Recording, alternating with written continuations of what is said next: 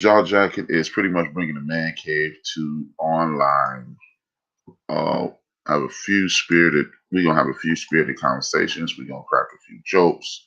But what we're doing is creating an environment in which we could just relax, not be so serious, have a good time, laugh and joke, put ourselves in a space of peace.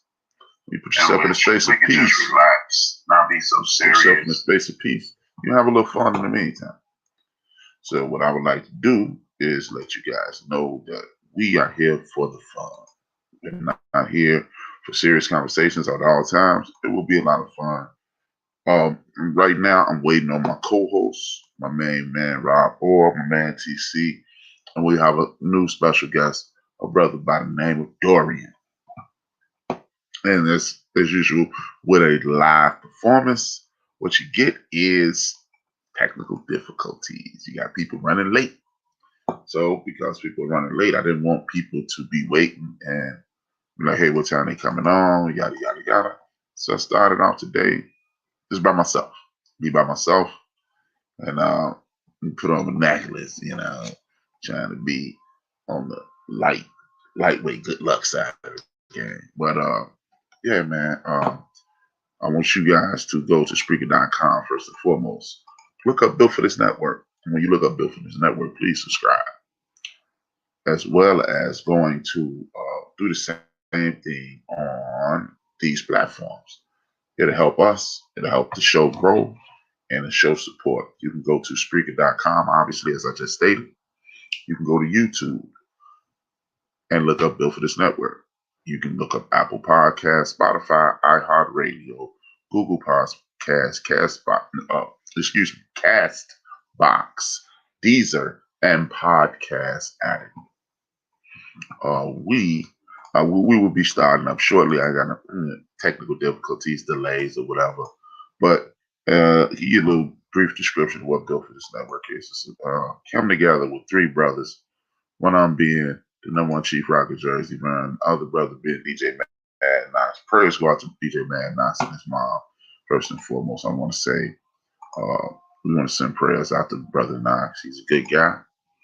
But we were a part of another network and decided it was time for us to grow. Since then, we've grown from 3 shows to almost 12. So what we do is we do our thing in accordance to how we see it. This is the Jaw Jackers, our new show as well. And basically, we're growing the network. We're making sure we're making things happen. We're trying to enjoy ourselves in the midst of it because at the end of the day, podcasting shouldn't be all tight-lipped. It shouldn't be a situation to whereas people are not enjoying themselves as they listen to your commentary. It should be an enjoyable experience. I don't know what's going on with my mouth this morning. It should be an enjoyable experience. It should be a lot of fun, good conversation, good music, or what have you, depending upon the content of your podcast. So as I wait on the brothers, if there anybody in the chat room that would like to ask questions about the network, if you have any questions about podcasting, please let me know because I'm here to answer questions as we see fit. Now, what I can do, what I'm going to do, no, I'm not going to do that. I was going to put up this video that I'm going to show Tuesday, but it's a different vibe with that video, so I'm not going to do it with that video, but it is an interesting situation. Well, like I said, the Jaw Jackers came about because the brother TC and the brother Rob Orr were on another program, and in the midst of doing that other program, it seems that these two brothers were uncomfortable with the environment they did with the content of their show. So, being a part owner of a network, they reached out to me and they said, "Yo, Rob." Well, Rob reached out to me and said, "Yo, Rob, can we do something different?" And I said, "Yeah." And he introduced me to the homie TC. We immediately linked up, we connected, and it's been magical ever since. With that being said, the two brothers are on here, and I'm gonna introduce them one by one, and we're gonna get this show on the road. Good morning. Everybody say what's up to the homie TC. What's good, T Sissy? Man, what up, Brian? Man, can you hear me? Yeah, loud and clear, my brother, loud and clear. I was giving people a brief synopsis of what the show is. It's basically we bringing the man cave to the internet, and we're gonna have a good time. And the brother Rob is finally connected. We got brother Rob. We waiting on the brother Dorian. Brother Rob Orr in the building. The host with the most. The left, right, What's good? What's good? What's good, baby? Before we get it started, hey TC man, how's that? Vitamin D state, man? Man, it's beautiful, man. But you know, I want to, you know me, man. Bob, I know Brian don't know, but Bob, you know, today March 28th, which is my mama's birthday. So, you know, I got it in for her all night. So I came. I'm coming to this show. I took my hat today. I have my shades on because you know the eyes a little red, been tearing up, and then you know I've been doing my grown man. So, but I'm here. I'm finna get the show cracking. We're gonna do it. You know, we're gonna do what we do. But I am in my little emotions. You know, I had a great one. So this her birthday, and I'm still doing this show. We still gonna do what we do. But I'm in my zone.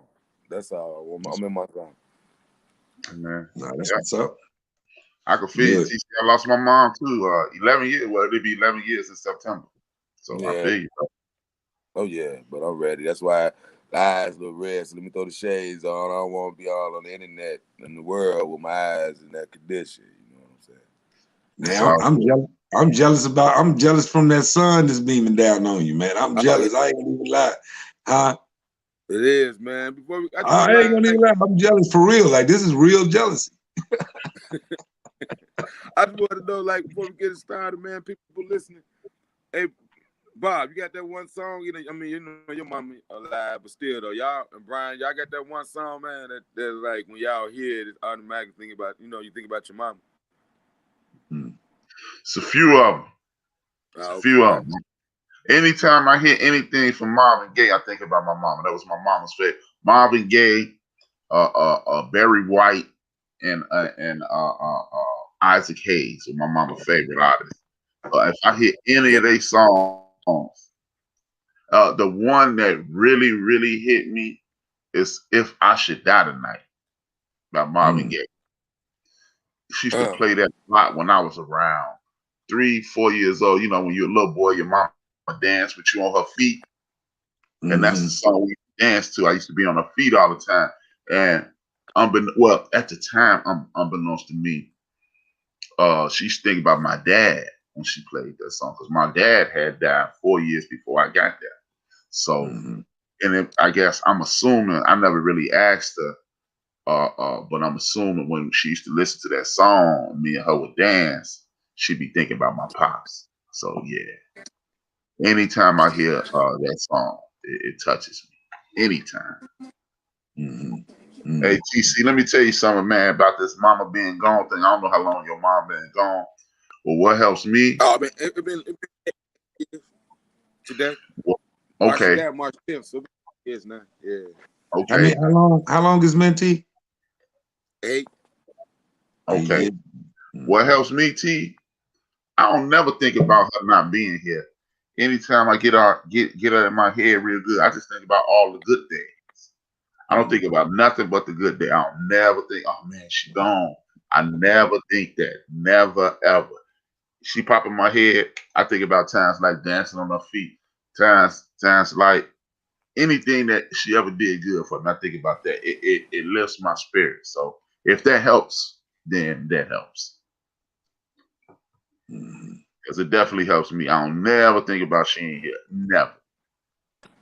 That's good stuff, man. You know, I can't, you know, my mom. Yeah. Go ahead, Bob. No, I'm finna say, I can't identify with losing my mother, but you know, I lost my father. You know, me and my old man was real close. You know, and the song, just to answer your question about a song of a lost one. You know, my father in this case. It was I Was Born by the River, you know, by I was born by the river Sam Cooke. In a little tent. Yeah, Sam Cooke. Because he used to sing it all the time.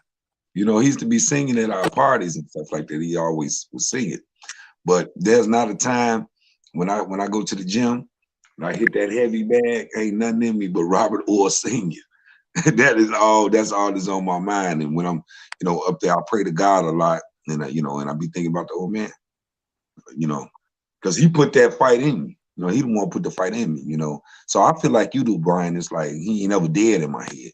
I don't look at it like that. I just be thinking about how funny he was, and Yeah, how yeah, funny he was. How much people like, man, you look like your father. You act like your father. It make me reminisce in a good way. yeah, man. Like people, I've had people walk up to me that went to my mom's services, and man, you didn't even cry. And I'm Mhm. like, hey man, it wasn't a sad day for me. My mom had cancer. My mom could barely breathe the last 9 months of her life. So, did I want my mom to be in that box? Nah, but I ain't want my mom to suffer no more either. So it's just, man, it's not a sad situation for me at all. I mean, Mhm. I think about, like, my mom used to talk to me when I was a very young person about how to deal with this is what my mama told me exactly. She said, hey man, don't be sad. She told me this 9 months before she died. She said, hey man, don't be all bent out of shape if I don't win this fight. She said, because you ain't never gonna get over it. She was like, it was 2010. She said, my mom died when you was 7 years old, 6 years old. And I'm still not over it. I'm 40 at the time.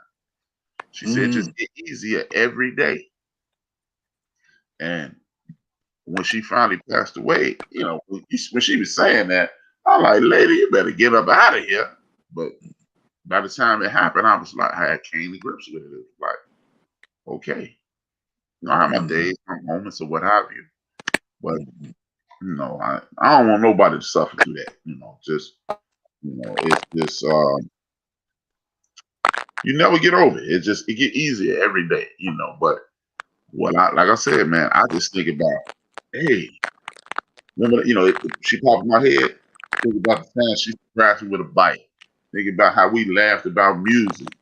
Think about, like, yeah, I ain't gonna say that, but it was this one instance. Maybe about 2 months before she died, she checked this dude. My sister's friend came over and was lying. I think he was a boyfriend. He was lying about all the people he knew and all the stuff he had. And I'm gonna say what she said. He was on some punk stuff. She was like, you know what? You the type of punk ass kid that got slapped in the mouth and went and told the teacher.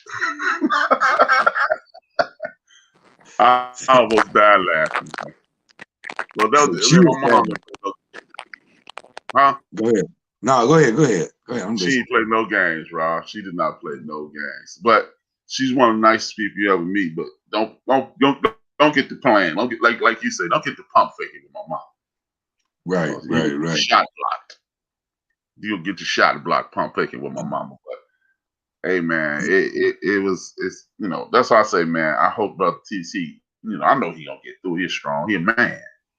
But Mm-hmm. I don't want nobody to suffer through that. Just think about the best days, man.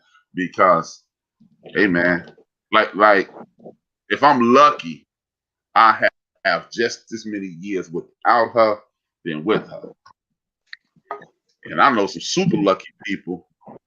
I know some super lucky people who mama died when they was 55, 60. And what I mean by lucky is your mama died when you 55, 60. You're going to have more years with her than without her, unless you live to be 100. Right.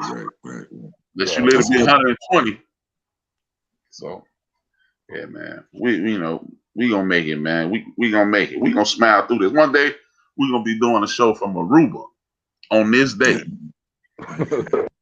Say on this day, huh? On this You day. know, that's what's up, man. Well, just to finish that, I guess that whole point about it. I mean, I know sometimes, man, we bring up stuff, man, we don't mean to bring it up. We just wanted to give a shout out to TC Mother and, the impact and stuff that go on in our hearts, man, as we walk through life as men, and to ensure those things never die. So sometimes we might bring up a point like this to go at a totally different angle. And everybody like, man, what y'all finna talk about? Well, we talking about this right now. That's what we Yeah. talking about right now, So my old man used to say this thing, all my life, and I ain't used to know what it meant. He's like, man, if you want to live, if you really want to live, you're gonna see a lot of people you love die. He said that mean me, mama, his mama, you know, your mama, you know, he was like your sisters. Like I was like, he said, if you want to live and you want to live a long life. And I was young when he used to tell me that. He used to pound that in my head, you know. And so, you know, when he got cancer and he started going through his thing, he started, you know how when death hit people's psyche sometimes, it could change the way you sound a little bit. It can change the way your strength sound, you know. You can be like, you know, that moment when you realize, man, I'm gonna get out of here. You know, my old man had a moment. I ain't gonna call it a long moment. He ain't having a long moment. It was just a moment. He was like, man, I'm about to get out of here, son. You know what I'm saying? And I was like, man, look, man, you always preach to me, you know, not about not being scared to die. You know, I said, you up to bat. It's your bat. Ain't nobody gonna fill in for you. Ain't nobody gonna step in and pinch hit for you, you know. And we laughed after that, and then, you know, we ain't had no more of those moments. But that moment is natural, you know, from one of us, you know. Yeah, because I think about it now, man. You know, I don't want to, you know, at the end of the day, I do want to live a long life, you're right. But I don't want to bury my sisters, and you know what I'm saying. I don't want to go to their funeral. You know what I'm saying. I don't want to go to TC funeral. You know what I'm saying? So what does that really say? You know, I don't want to live so long to the point where I'm going to everybody's funerals. You know what I'm saying? Like, you know, I would imagine it'll get kind of lonely as you get older. You 85 years old and Brian gone and TC gone. Like, I ain't gonna have nobody to talk to. They're gonna be putting you over in the corner, man, with your diaper on. Man, they ain't gonna even be paying attention to you. They ain't gonna even have the TV on, nothing you like. You know what I'm saying? You're gonna be watching some old garbage. I don't know how long I want to live to that regard. I want to be fulfilled, though. I want to feel like I died empty. You know, I think that's what God wants us. God wants us to die empty. That means all of the instincts of how we responded to the issues and the problems in the world, we put our best foot forward to try to solve them. If we die satisfied in that regard, I'm a satisfied man. I mean, I did everything in my power. I introduced everybody who needed to know each other. You know what I mean? So I try to take those lessons from our elders that they gave us when we was young, and I try to apply them in adulthood in that way and pass them on to my kids the same way, my friends, kids, family, everything else. You know, so Miss Wash, happy birthday. We love you. That's what we saying all this for, because it's our girl birthday. Much love to TC Shima and K Guns, Terrence. Oh yeah, appreciate that, man. You know, we're gonna get this show started, you know, let's get it cracking. But yeah, that's my mode yesterday. That mode I was in, man, you know. It's tough to me. Cause I hear everybody say, I hear what you say, Bob, and I heard Brian, you know. I don't, it's tough for me. Yeah. You know what I'm saying? It's like all the words you prepare for that moment and you get yourself together, but it all depends on the memory, you know, and what you experience with different people, I feel. And I had not good experiences. It's a good thing, though. I don't have no doubt, no regret.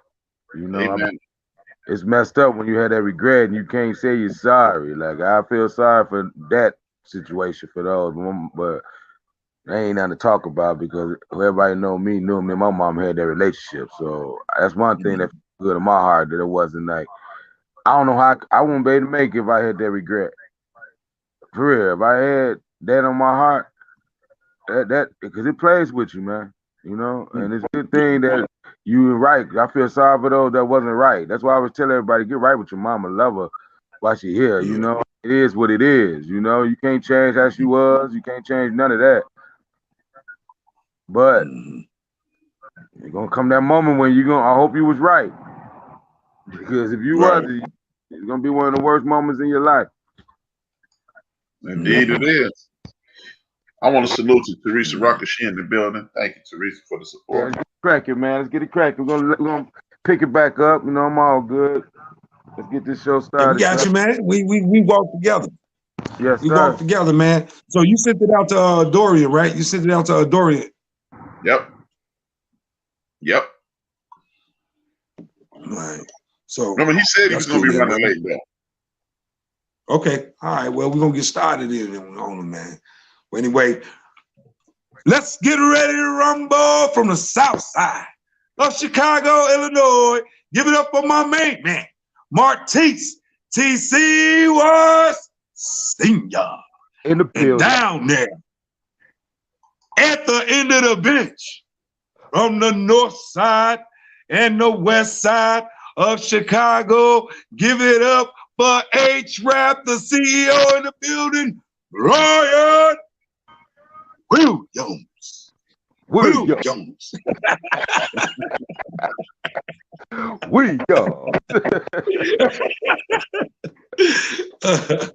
What's going on, fellas? It's good, man. It's always good. Go ahead, man. Plug your channel, Brian.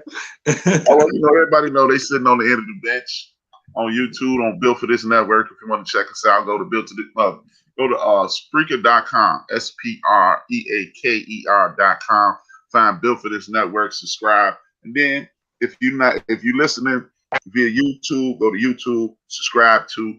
When you get to YouTube, pull up the end of the bench, THA space END space OF space DA space BENCH, the end of the bench, and then hit the like button first and foremost. Hit the subscribe button, hit the little bell to make sure you get an alert every week. I got my sister Lauren and my sister Sabrina Looney in the building. Much love, Sabrina and Lauren. Thank y'all for the support. Let's get it cracking, John. Sir. Hey, check this out, man. We was having this conversation. H-Rap and Dorian B was having this conversation, and it led us to this way we want to put it on the platform today. We was talking about some things about basically identity. First of all, we was talking about identity, the identity of the black man, where it's at today. So we want to touch on these subjects. So I hope everybody really chime in, because these platforms are for more than just us talking. It's for everybody to engage, so we can form a form of a coalition of what we're talking about. One of the reasons I want to bring this up, the reason why I'm adamant, I know sometimes it can sound a little male chauvinistic, when I make comments, sometimes my wife even look at me like, what do you mean? But the comment is that, like, I don't like doing platforms when it's us and women on there no more. And the reason why, because of the nature of what can turn into a debate. And I don't want to be arguing with nobody woman or nobody sister or nobody, you know what I mean? So it's like I steer myself more toward being on platforms when we can bang it out. So if the temperature, if we got to check somebody's temperature, their temperature just gonna have to get checked, and we can keep it moving. So that's just important to me. I just want to throw that out there before we get into this conversation. And the reason why we was talking yesterday, we was talking about Ice Cube, right? And we was talking about Ice Cube, and me and Brian was kind of at odds at the point a little bit, and it was making me realize that a lot of us think differently about how we approach forming this man code. How does the black man, and that's going to be the theme of what we talk about.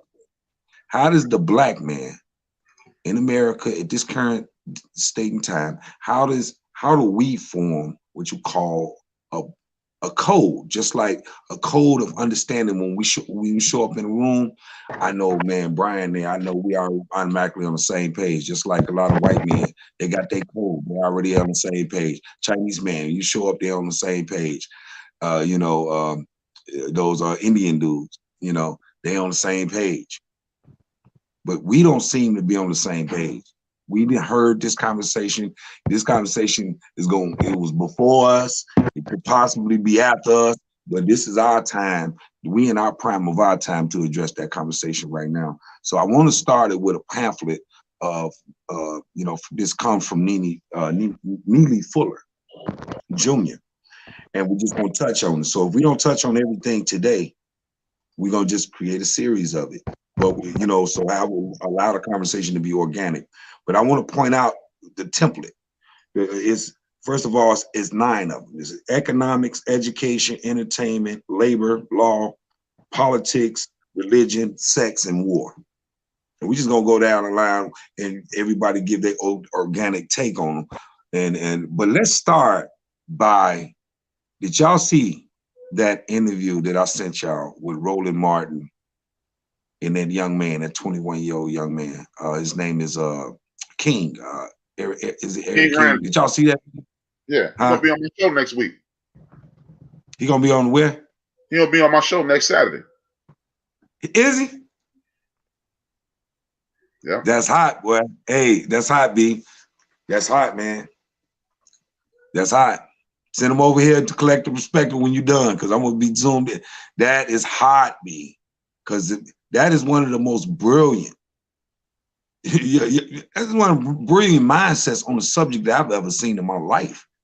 On the subject, period. He has a brilliant. So you saw both interviews. You saw the one with Roland, and then you saw the one with Boyce. Yeah.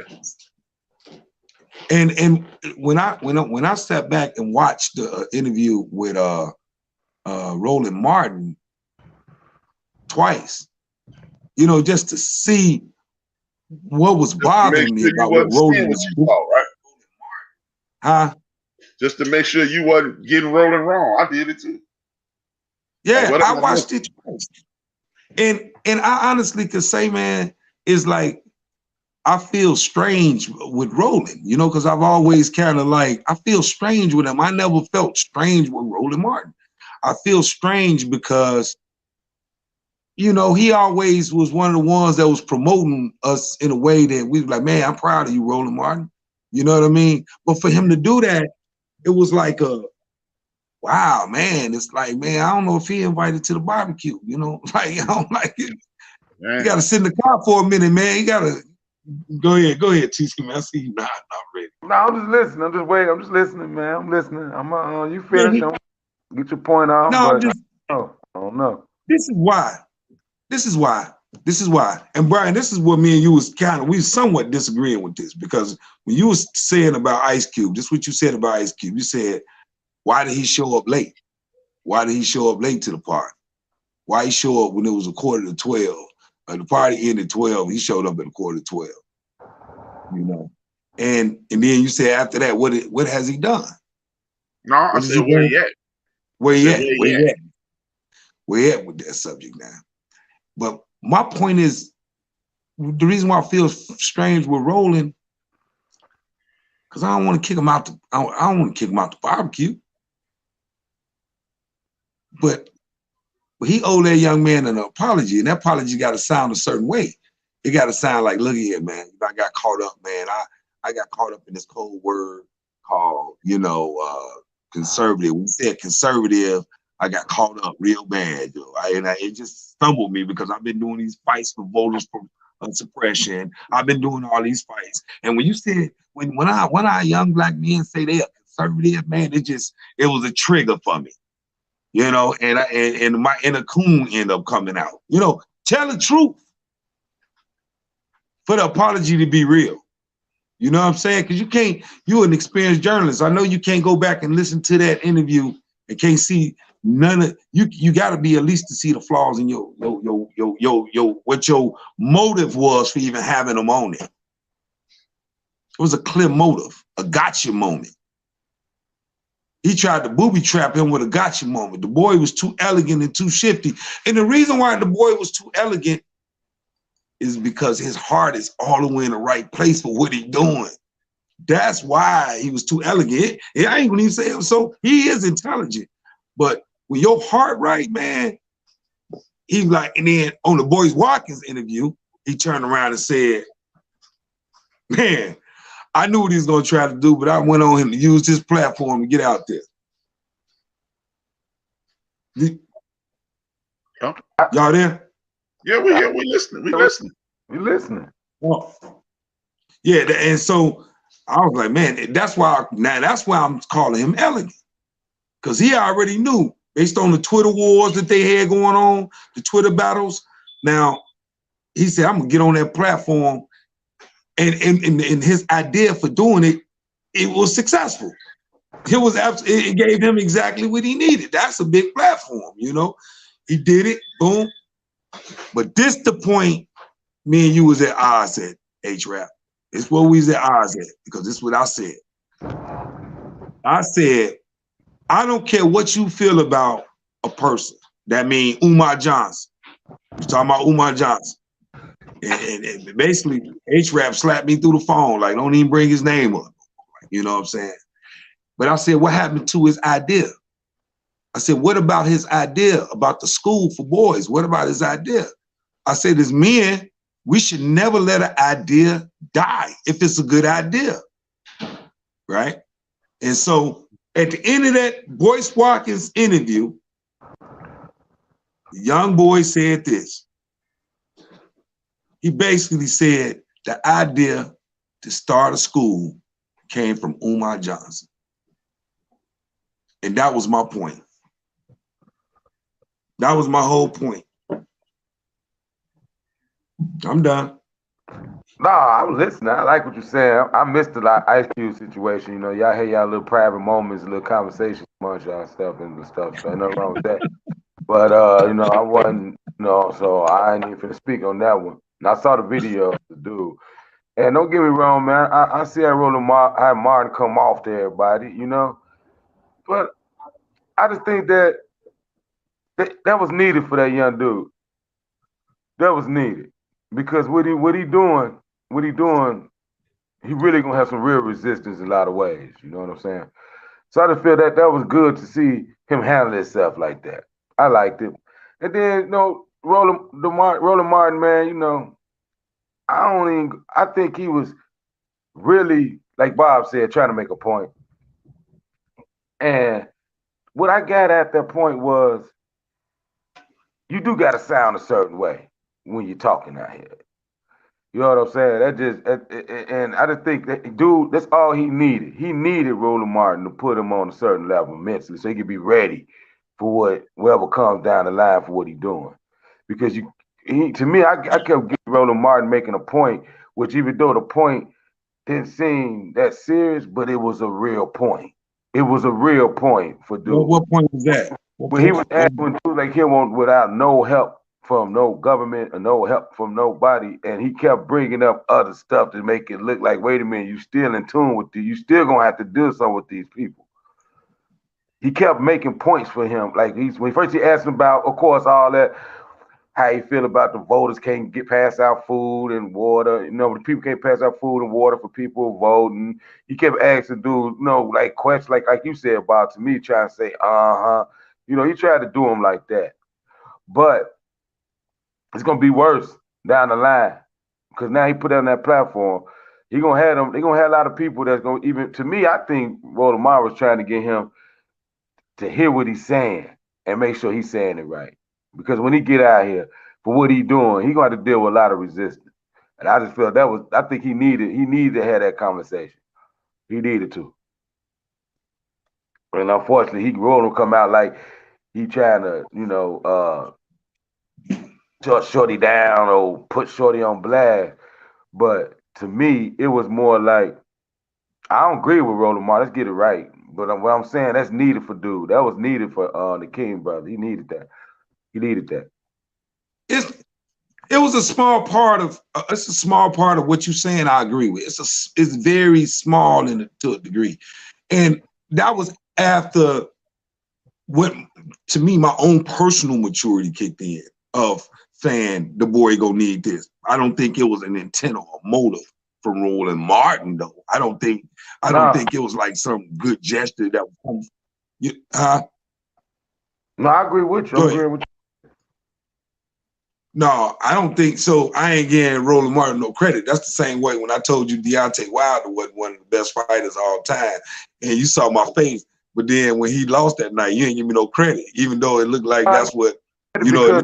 To me, I ain't give you no credit for that, because to me it's like you gotta go on what it is, man. I mean, everybody, okay, we understand Deontay Wilder, the big black dude, they be beating and people want to judge him because he's undefeated and knocking people out.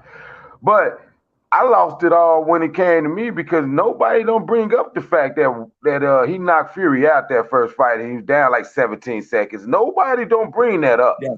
So that dude get his one win, to me, it's always 1-1. So I don't understand. Okay, he came in with the big suit and he won. You know what I'm saying? It get thrown out, swept under the rug. Then he knocked Fury out, like out. Yeah, we knocked him out. Ref gonna Yeah, run because you over couldn't there in count front it to 20. He go But now. I was making it in reference to the point. Yeah. Go ahead. But I'm just saying I was making it in reference to the point of I agree with you when you saying Roland Martin.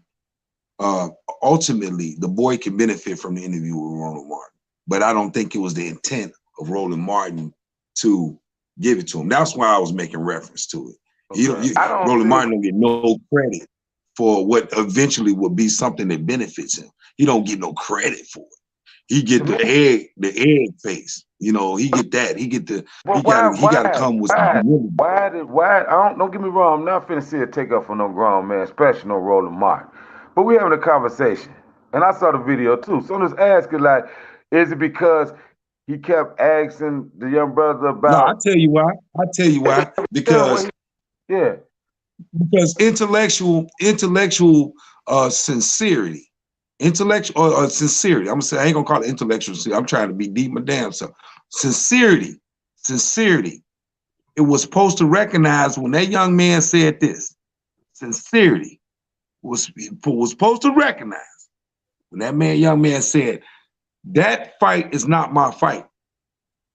My fight is this. I'm staying in my lane with what I'm doing. I'm the type of person to go get the young boys and house them, and I teach them skills. Sincerity was supposed to recognize that. When you said that, you're like, oh, I get what you're saying, young man.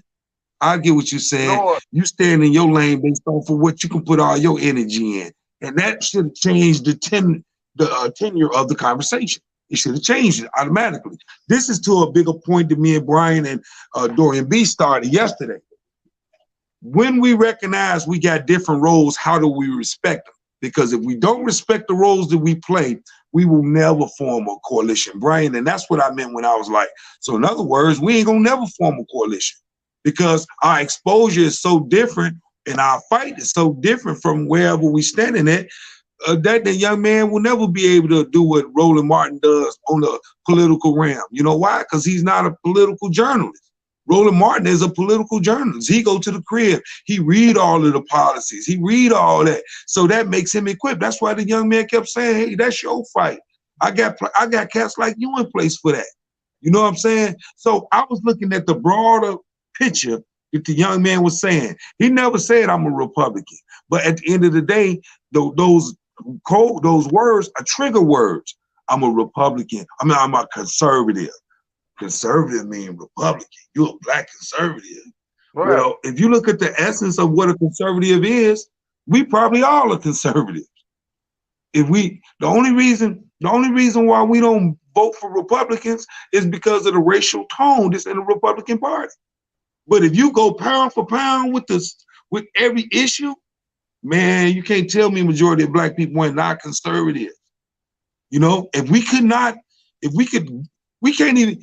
go to a Trump rally, we probably would have been able to vote for Trump. We can't even go to his rally because of the tone of what's in there. But the concept of being a conservative, we can identify with those policies. Now, here you got one of our young 21-year-old men out here beginning to find identity, getting tired of what's going on in his community.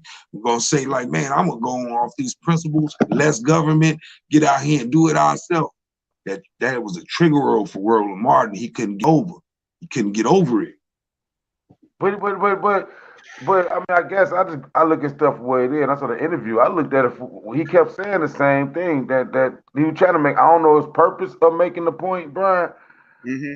But when he kept asking him, he kept asking him, man, every view about what the conservatives doing. Like, you know, I guess trying to make him look bad for even being associated, even calling himself that. You know, I guess that's his purpose of asking that young man those questions. But the one he kept asking about how you saying you doing it without the government when you still gonna need the government. To me, that's a point that he need to be said.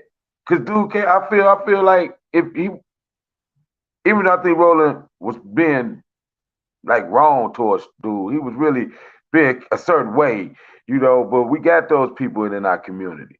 older people like that in our community. The first thing they do is doubt a young person.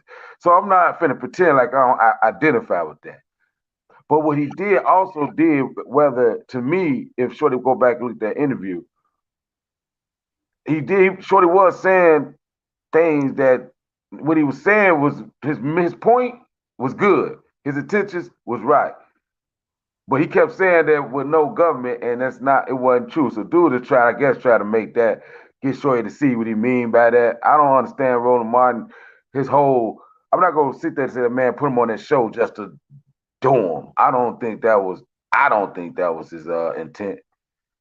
But at the same time, I do like what that young man said. I like what he said they done. And I do know that Omar was saying it first. And I wasn't part of y'all Umar conversation, so I left that alone too, But I just think both of them is needed in our community. Umar and our young brother.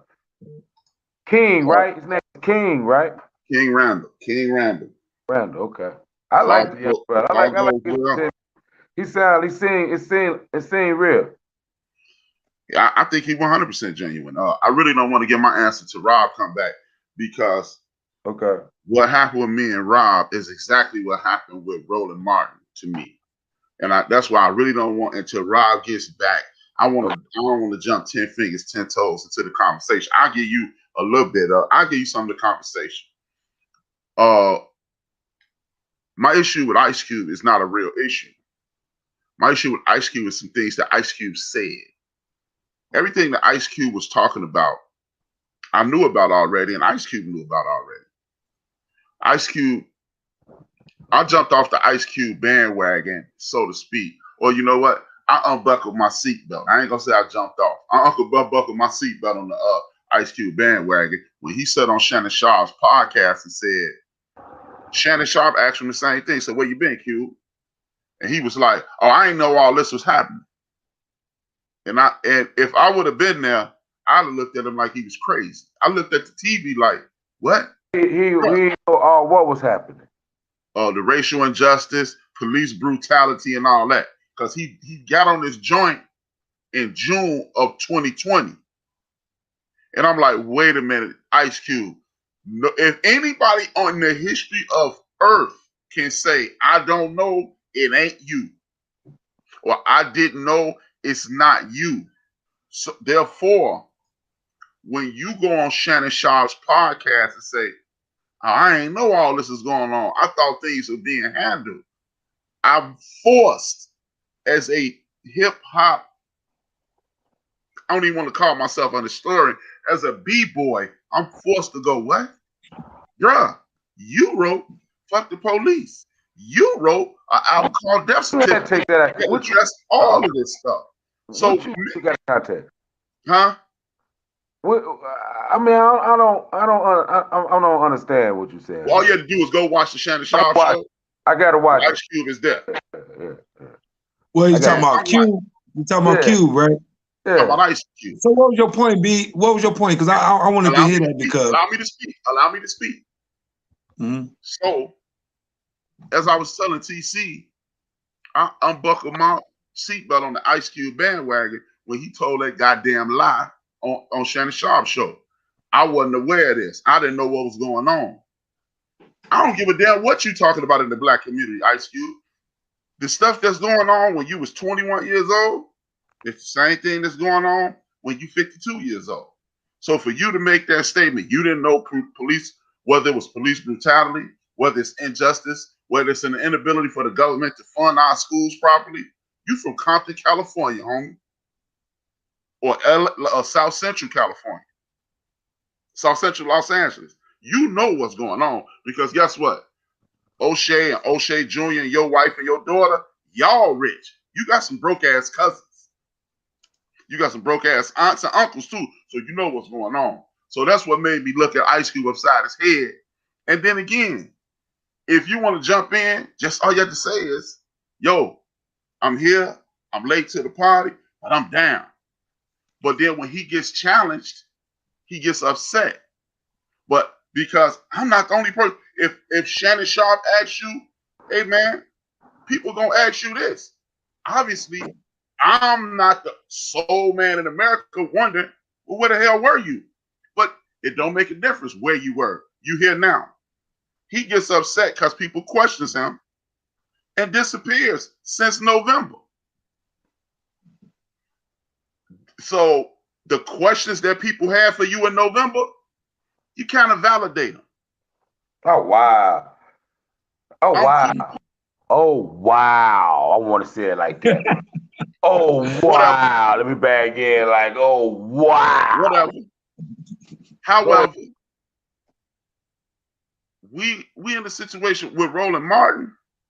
I think Roland Martin knew exactly what he was doing with that young man. Okay. He tried to treat that young man the same way he treated Ice Cube. He tried to same way who treated Ice Cube. Same way who treated Ice Cube.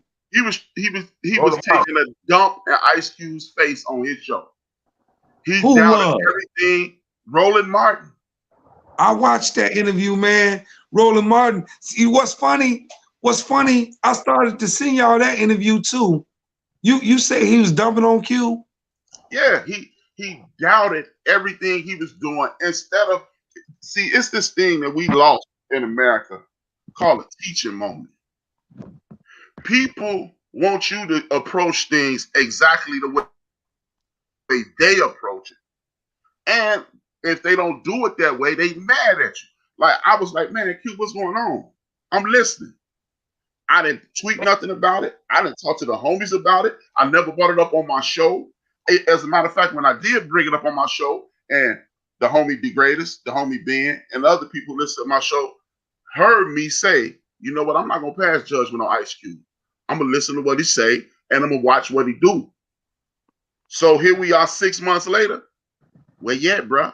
You had a plan, which was Whitney Young, which was Marcus Garvey's plan, which was Noble Drew Ali's plan, which was Whitney Young's plan, which was Huey P. Newton's plan, and I can go on and up to this point where it's Dr. Claude Anderson's plan. I know all the people who had their plan. It's cool.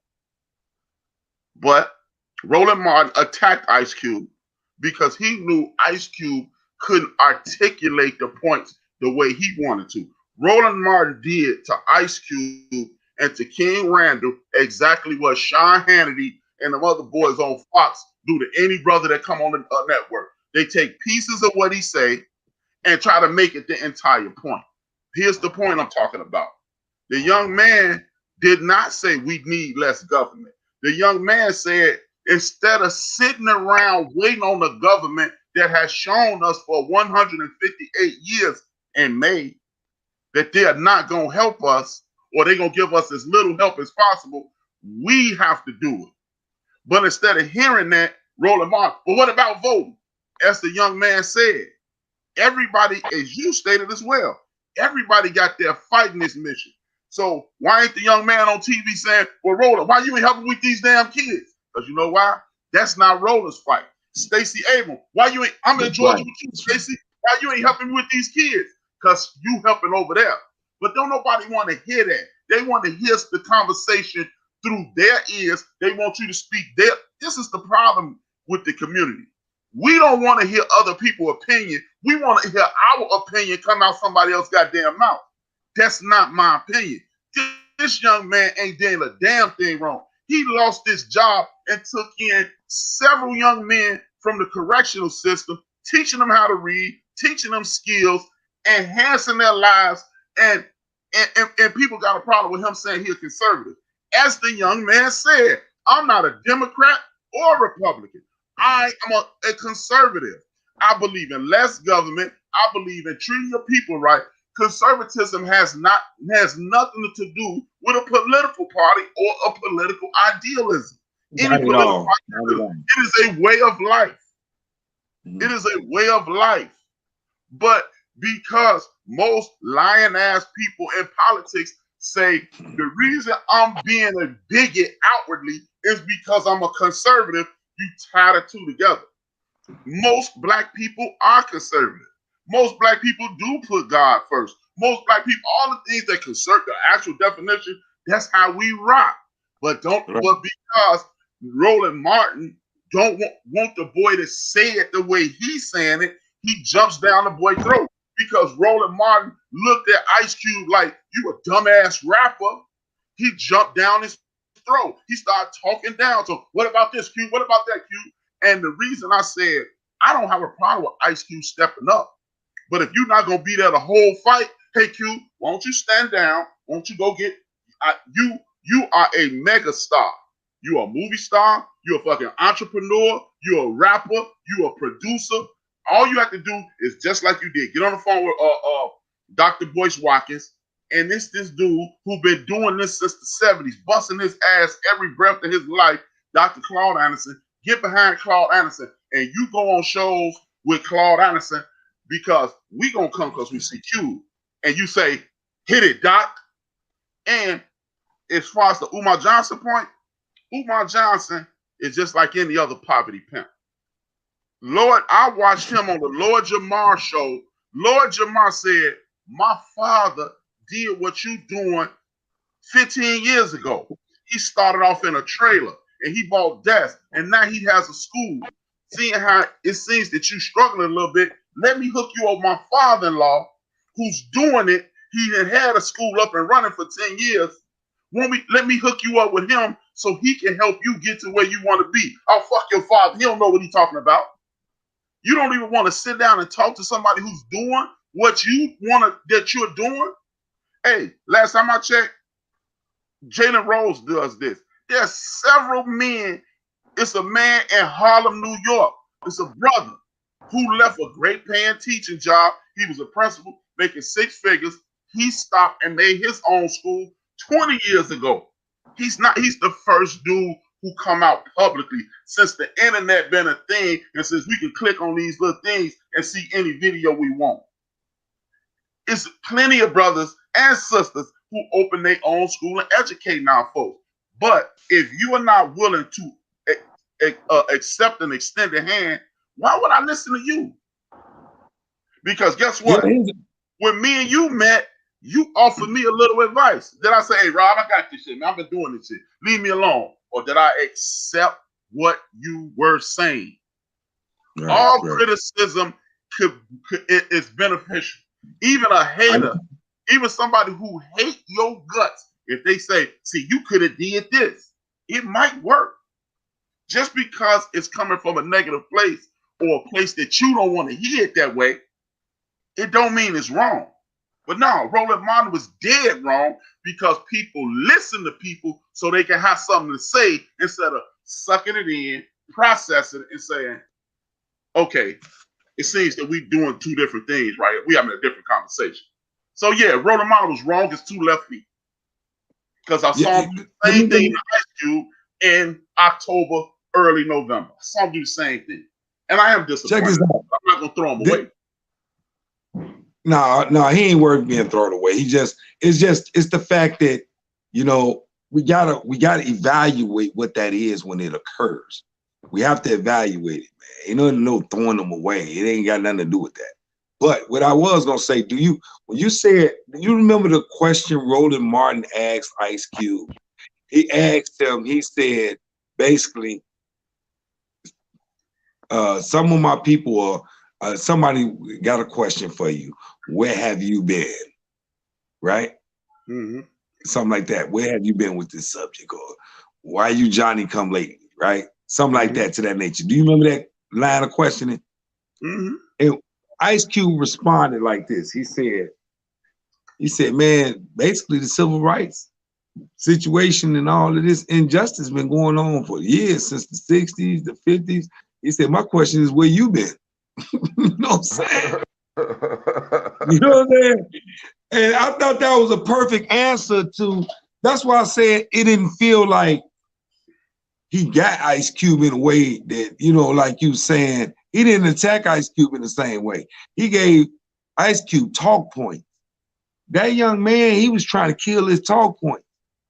And what he did with the young man was worse to me. And it's to a bigger problem. You know, like I'm gonna say something, but don't take this disrespectful. Please don't take it. Not to nobody individually, but I'm gonna talk about our leaders. Man, Y'all will run off Neely Fuller Jr. You'll run off Claude Anderson. Y'all will run some names. We can run some names off current names, right? And I don't really see them Negroes what they really, where's they fingers getting dirty at in that regard. You know, to the point where we a whole. Oh, you don't see what who. Let me say it like this. That's why I say I want to be careful. Claude Anderson? You mean Claude Anderson? Okay, I'll tell you what Claude Anderson doing. Let me finish this point. Let me finish my point. Because I don't want Claude Anderson to see my face on this video saying the wrong thing about him in the wrong way, in ignorance. Because I'm not trying to. But what I'm saying is, before we lash out criticism for what other people are lacking, what they're doing, and what Ice Cube said was, where is Claude Anderson? Where's Neely Fuller? Where are they at for you to ask me that question? How you gonna ask me that question? Why? How you gonna ask, that young man who doing something? We all, that young man kept saying it. We make up an anatomy. We are all different parts of the body. Claude Anderson and Neely Fuller Jr., those are the ones you get information from, for real information, historical facts. That's a part of their role. They ain't out here housing kids no more and all that type of stuff. Somebody else doing that. Because if we don't ever figure out what the black code is in that way, I'm never gonna be a Claude Anderson. It's too late. I ain't got enough years of my life left to read all the books dude read. I ain't even got it in me. I ain't even got enough life left. So that means, do that make whatever I do less significant than what he's done? If I play my role with my whole heart, you understand what I'm saying? That's all I'm saying. And we gotta be real careful when we trying to form these bonding coalitions, that same alpha Adam apple you got in your throat is in all of our throat. I don't care what role you playing. You could be playing Claude Anderson role. You could be playing somebody else's role. I don't care what role we playing. But man, don't poke no bear. A bear's gonna be a bear.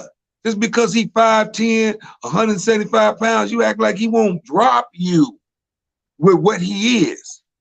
And in order for us to form a coalition, I want us to stop for a minute, pause, like they call it, pause, to be able to reevaluate the strengths of all it. That's why we ain't even start hitting the list yet. Economics, education, entertainment, labor, law, politics, religion, sex, and war. You find a lane in one of those, man, there's a chance that what you do in entertainment, I will never be able to touch in education. But we still making up the anatomy. I think that's the biggest point I'm trying to make. It's too late to be talking about, I ain't trying to be preachy, so it's too late for that. I just don't, I heard you. I heard it, Brian. I just don't, it makes sense to me. Why? Because we got some problems that we don't even talk about when it comes to our community. Because how can you make a point? What's the purpose of making a point of where you've been when I'm here? That's like a devaluing you. You devalue my contribution. What I'm doing, because I came late. It's like, why is there always a reason? Like, even when they did young guy with the school, he even started a school, man. Him and his guys purchased a school, got a school bus. That's what, they trying to do what he's supposed to do. How can your line of your question be off what the really is? How can you mentality like, dang, Cube, okay, I hear you, but why you ain't say this? Where was you at a year ago? Then that devalues what he's saying. So I don't. Right. You know how people do it, but I just agree with that when it comes to Cube. They said where he at now. I heard Brian say that earlier. It's like, I guess we forgot he said that when he had a plan or something where Trump was actually going to do it and listen to him. But the Biden administration, if I'm not, misinformed, he said his mouth that they wouldn't even talk to him about what he was talking about. But Trump did let him tell. Trump did talk to him, and Biden them did. So to say where he at, it seems like it goes with what he's saying. They ain't want to talk to him then, and probably ain't trying to talk to him now. In fairness, though, TC, I'm gonna be fair to what you're saying about what Cube kind of got like some kind of like subtly exploited. He got exploited a little bit because what he did was he took his plan, his bread and butter plan, and the Trump administration was needing anything. They was needing anything, right? And what they did was they took some of what Cube said. It was like, oh yeah, that sounds good. You know what I'm saying? The plan, wait, we really kind of like this line. And Cube said, well, okay, well, y'all can use whatever. Y'all can use whatever. So it ain't like, that's where he kind of like suddenly got exploited. He did. Because, I mean, Cube said it himself. This ain't something I'm making up. This is what Cube said. It occurred. So I can understand why people on the outside looking in be like, oh man, you know, Ice Cube, you Cube. Like you've been around this thing ever since you was in your teens, man. You don't know what that is. Like, and you ain't got enough status about you to, you know, to become one of the type of examples that we needed right now to say, hold on, bro. Like, y'all not finna exploit me and chop up a part of my stuff and then use it for yourself. No, he gave them permission to use it.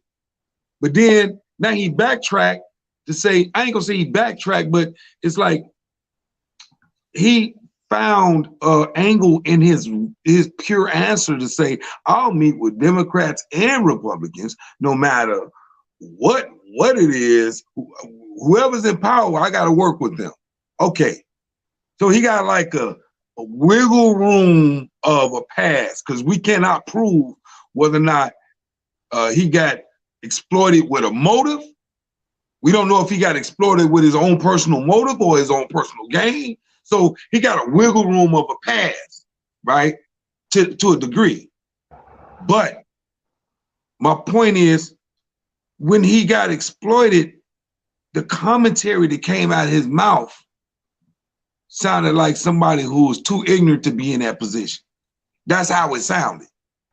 That's like to Brian's point. Brian was saying, well, if you ain't got no track record or no history of doing this, sit down then. And I'm telling you, I'm listening. That's not my point. No. What was your point? No. Hell what was your point? What was your point? Before we get to my point, I'm gonna introduce our guest, Dorian, to the show. Hey, what's up, everybody? What's going on? From Detroit, we gotta give him an intro from the D, my man Dorian, baby Dorian. What up, though? Man, gentlemen. What's up, man? What's going on? What's going on, man? Now, go ahead. My point had nothing to do with if you ain't been here, shut up and sit down. But my point and the half-ass, in my opinion, the point that was Roland's point.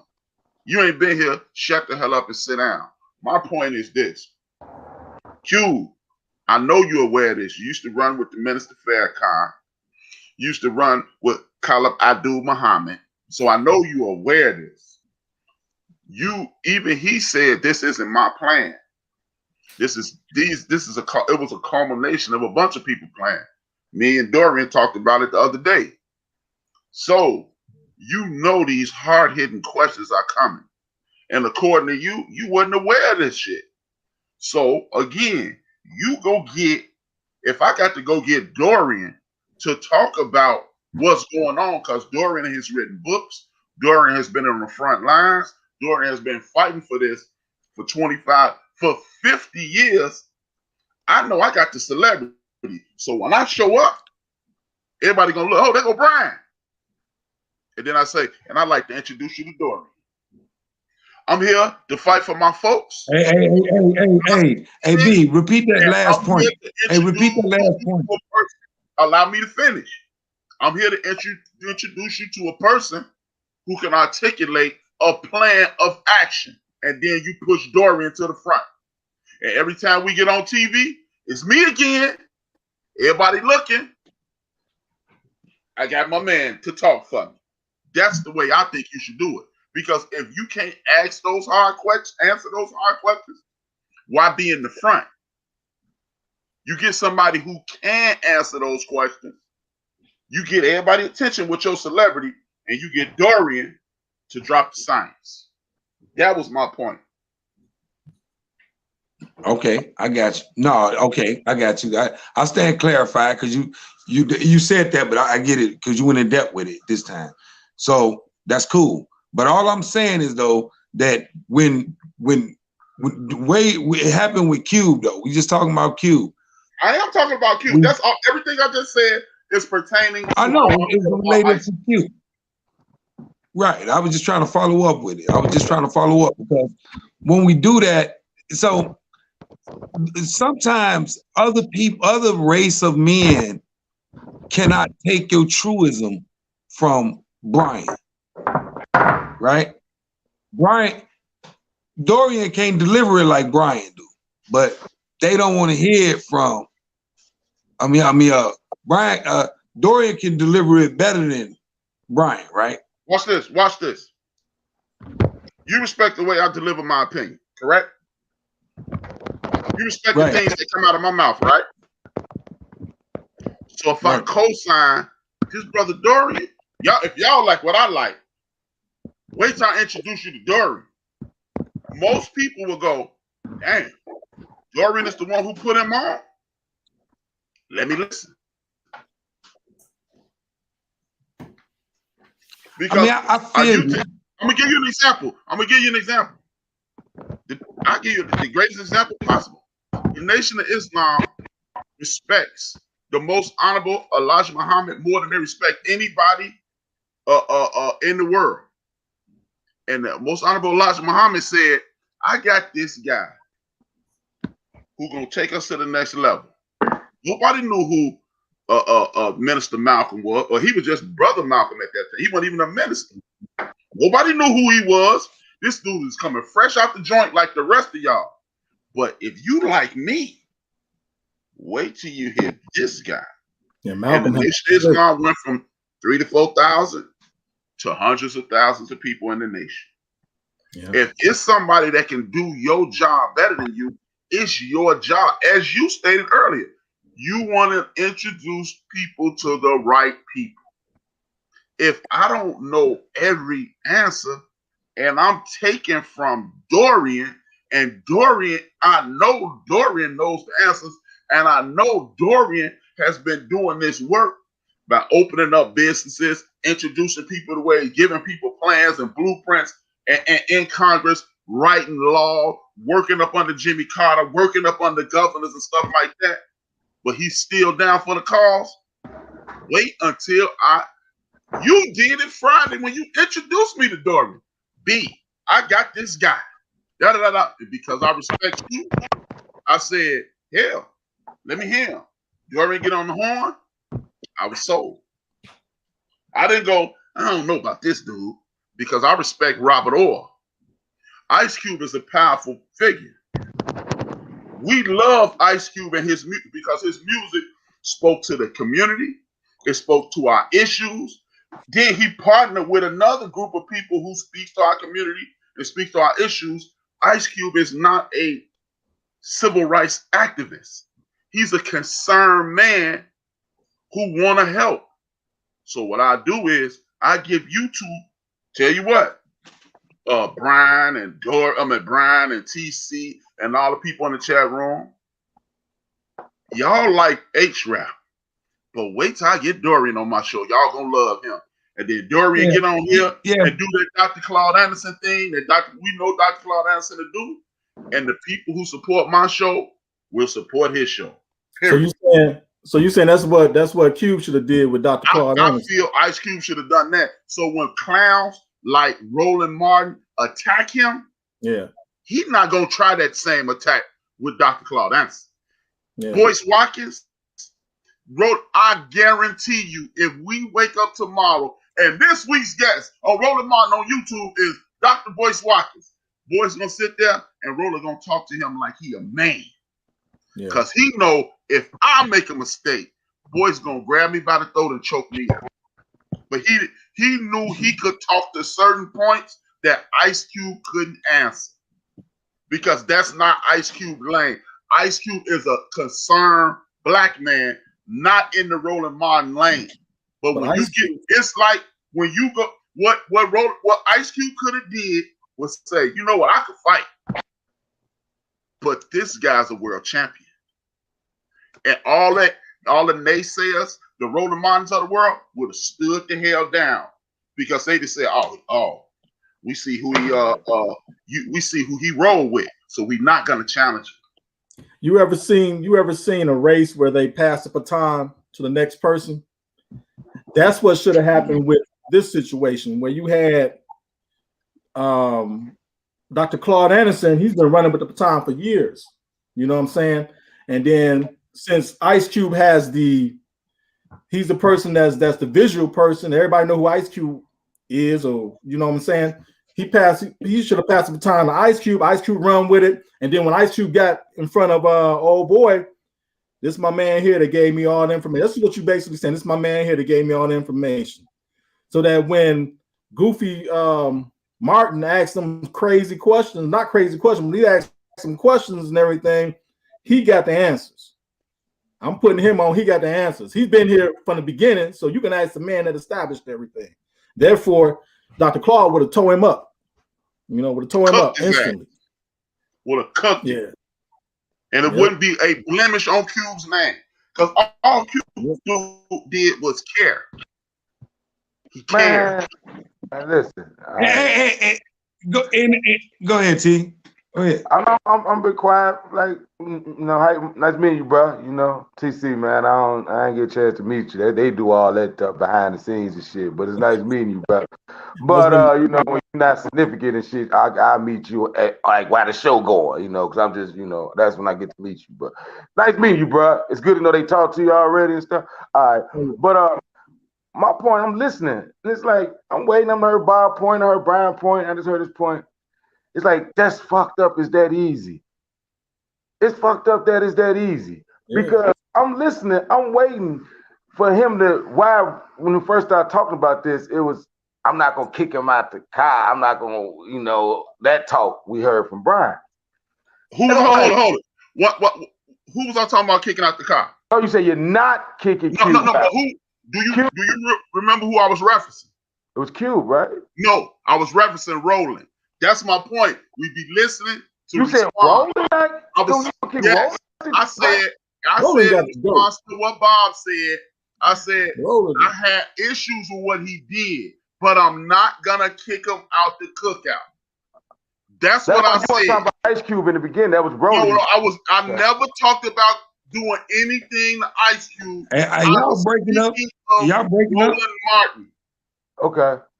I was not. That's my point. We gotta stop listening to respond though, because I clearly said I got issues with how he handled that young brother. I didn't like what he did to him or Ice Cube, but I'm not willing to kick him out the cookout. I literally said I'm not willing to throw him away. Who, Roland Martin? Yeah. Roland Martin. That's who I was talking about. Well, I didn't know. I thought you were talking about like Cube, and I thought it was Cube you mentioned. Okay, you talking Roland Martin. Well, we disagree. I don't give a fuck about Roland Martin. But the point I'm making is like whenever Cube had a good thing, this mission, what he was trying to say, you know, it's like the purpose is to help us. And every time somebody that's us trying to help us, it's like, in my opinion, and I'm pro us, it's like everybody look for a reason to attack a motherfucker who trying to help us. Every time we go, well, he should have said it that way. Fuck how he should have said it. Let's get back to what he trying to do. How the fuck can we take? He should have passed the baton. All right. We supposed to talk about that shit in a locker room, but in the united front, we supposed to be talking about what the fuck he talking about. Now the little shit he could have did different shouldn't be put in public. So now everybody got a reason to down what the fuck he trying to do. It's like, if I say one thing wrong in this interview, it's like, fuck, my mission is we trying to get the word out. So if Brian say something that somebody don't like, or they feel a certain way, fuck the whole point of Brian saying, get his mission. Forget the shit Brian trying to do, get people out here to hear us, hear this, got this platform, different days. Brian doing all that, but who, how the fuck is somebody behind the scenes? So somebody say, well, man, if I was Brian, what I would have did was he should have put this other person. Like, wait a minute, okay, that's okay. But let's still stay on what Brian doing. Brian is making a platform for all of these conversations, a forum for all us get together, get these thoughts up to people. That's the purpose. Because Brian didn't pass the baton to another dude. We can talk about all that bullshit later. We supposed to get behind what the fuck a motherfucker talking about first. No, all but that, it's like we leave an opening to bring motherfucker us apart. We make an opening. It's like if the mission is all us trying to help our people or raise the awareness of things to our people, don't get mad at me because I smoked the blunt when I said it. Don't get mad at me. Wait a minute. I'm finna get you, TC. Rob Dorian. I'm finna stop TC down. TC, me and TC like brothers. We like brothers, y'all. I'm the big brother gonna punch you in the nose right now. We finna fight in the basement. Let's go. Brother, you said 7 days ago, 168 hours ago today. Let's go. You mad at the preacher with a drink in his hand. Nah, you took it the wrong way. See, first of all, I'm glad you brought this preacher shit up. I'm so glad you did this. I am so glad. See, first of all, is this. I don't know how y'all look at it, but if you supposedly, you're not supposed to think like me. No. It ain't about thinking like all you. Right, so that's it's about you contradicting yourself. Go ahead. Because you said it's people in the community that look down at the preacher because he got a drink in his hand or he cut his ass in somebody behind. But you don't want nobody to look crazy at you because you dropping signs with a blunt in your mouth. Listen, first of all, you missing it. You see that I'm saying, I like this when you did this. I'm gonna show you how you missed it. Listen, This is the difference. First of all, I'm not designed, allegedly, I'm not got some people's souls and everybody in the palms of my hands as far as a pastor. Okay, it's a whole different, if you hold the same on accountability, then we just look at it different. I feel the different responsibility it puts upon you once you consider yourself a man of God and you got all these people that your flock that you supposed to lead the right way. That comes with a different, more responsibility to me. So you're not finna say that I'm not. So to me, that's just two different things. It's just preachers can't be regular people. Who? What you mean regular people? As in what? We all human. Regular people look at women behind. Regular people, when they hanging out with their friends, they have a drink. He a preacher. Hell no. Preacher ain't supposed to do that. Hell no. Preacher ain't supposed to do that. Nope. Okay. Hell no. If you a preacher talking about when I'm with my boys, though, I'll go ahead. You know, man, get your ass up out of here. So preachers can't have friends and have a bill and laugh and joke. You supposed to have your shield on. You can hang with whoever you want to hang with. But you can't have a drink as a preacher. You can't drink with them? No, I don't agree with it. That's just my opinion. No, I don't see a preacher supposed to be hitting no Tanqueray with me. A preacher ain't supposed to take no shot of Tanqueray with me. Hell no. Why not? Hell no. Where does it say a preacher ain't supposed to take a drink? I'm just wondering. I mean, I know the Bible. Where it say a preacher ain't supposed to? See, y'all go off the Bible. I'm not even finna debate all that. Yeah, I'm saying, does it say preachers can't drink? Right? Hold on, it's 4 screens, right? We got 4 different opinions, 4 different shits gonna come out. All right, you ain't changing this shit. If you look at it different, if you feel a picture can sit there and we think, asking you why you feel that way. Hey, that's We're okay. asking you why you feel that way. Why We're asking you why you feel that way. Because what I was taught, okay, don't he supposed to have people souls and stuff in his hand? Ain't he supposed to be a man of God? He's not supposed to be a man of God. I forgot now. You go to Google. My fault. His doctrine says respect the word. His doctrine, a preacher's doctrine says honor the word, not the man. I see why I'm up to get food then. See, it's real simple to me. There's no way in my mind, if you a pastor or a man of God, you're supposed to have a rebirth in your mind. You're supposed to see things a different way. You're supposed to see things different. You're supposed to. You a pastor. You can't, I ain't saying, see, that's when he can take that. He a man, so he got his little ways to tiptoe the line. If you a pastor, if you telling me you preaching the word of God. You was chosen. You was chosen to preach this word to me, right? I wasn't chosen. You was chosen by who? Right? God, allegedly. But guess what though? Listen, allegedly. But guess what? Go ahead, bro. Go ahead.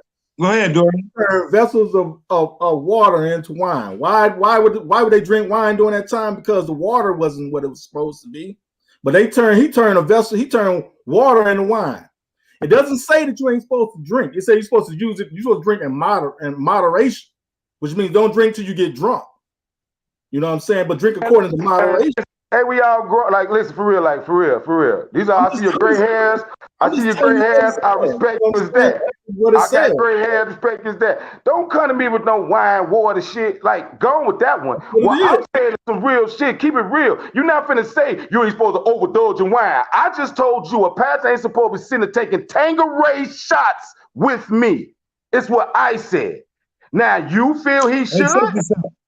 I'm just asking. Let's connect this. I'm not his God. So I'm not going to sit up here and judge him because I ain't his God. I ain't going to judge the situation. Dude could do whatever he want to do. Oh, really? Because the bottom line is you're supposed to work out your own salvation with fear and trembling. He held to the same standard as you and I held to. And when you get before God, he's going to be before everybody else the same way.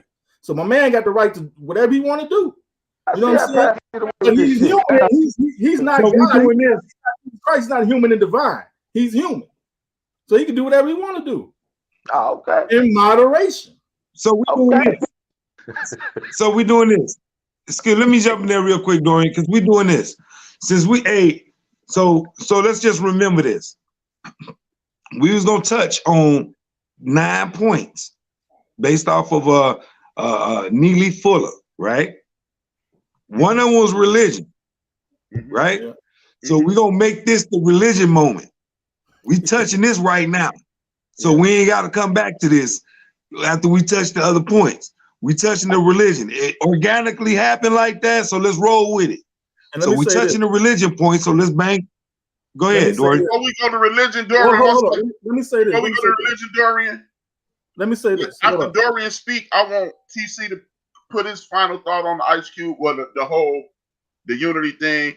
Then you, Dorian, again. Then I'll do it, and then Rob kick us back off. Go ahead, Dorian, please. What I think about in terms of religion and in terms of Black empowerment, any religion, anything that you are involved in, if it doesn't empower you, you ain't supposed to. You know, you're supposed to use your religion to empower you, not empower your religion.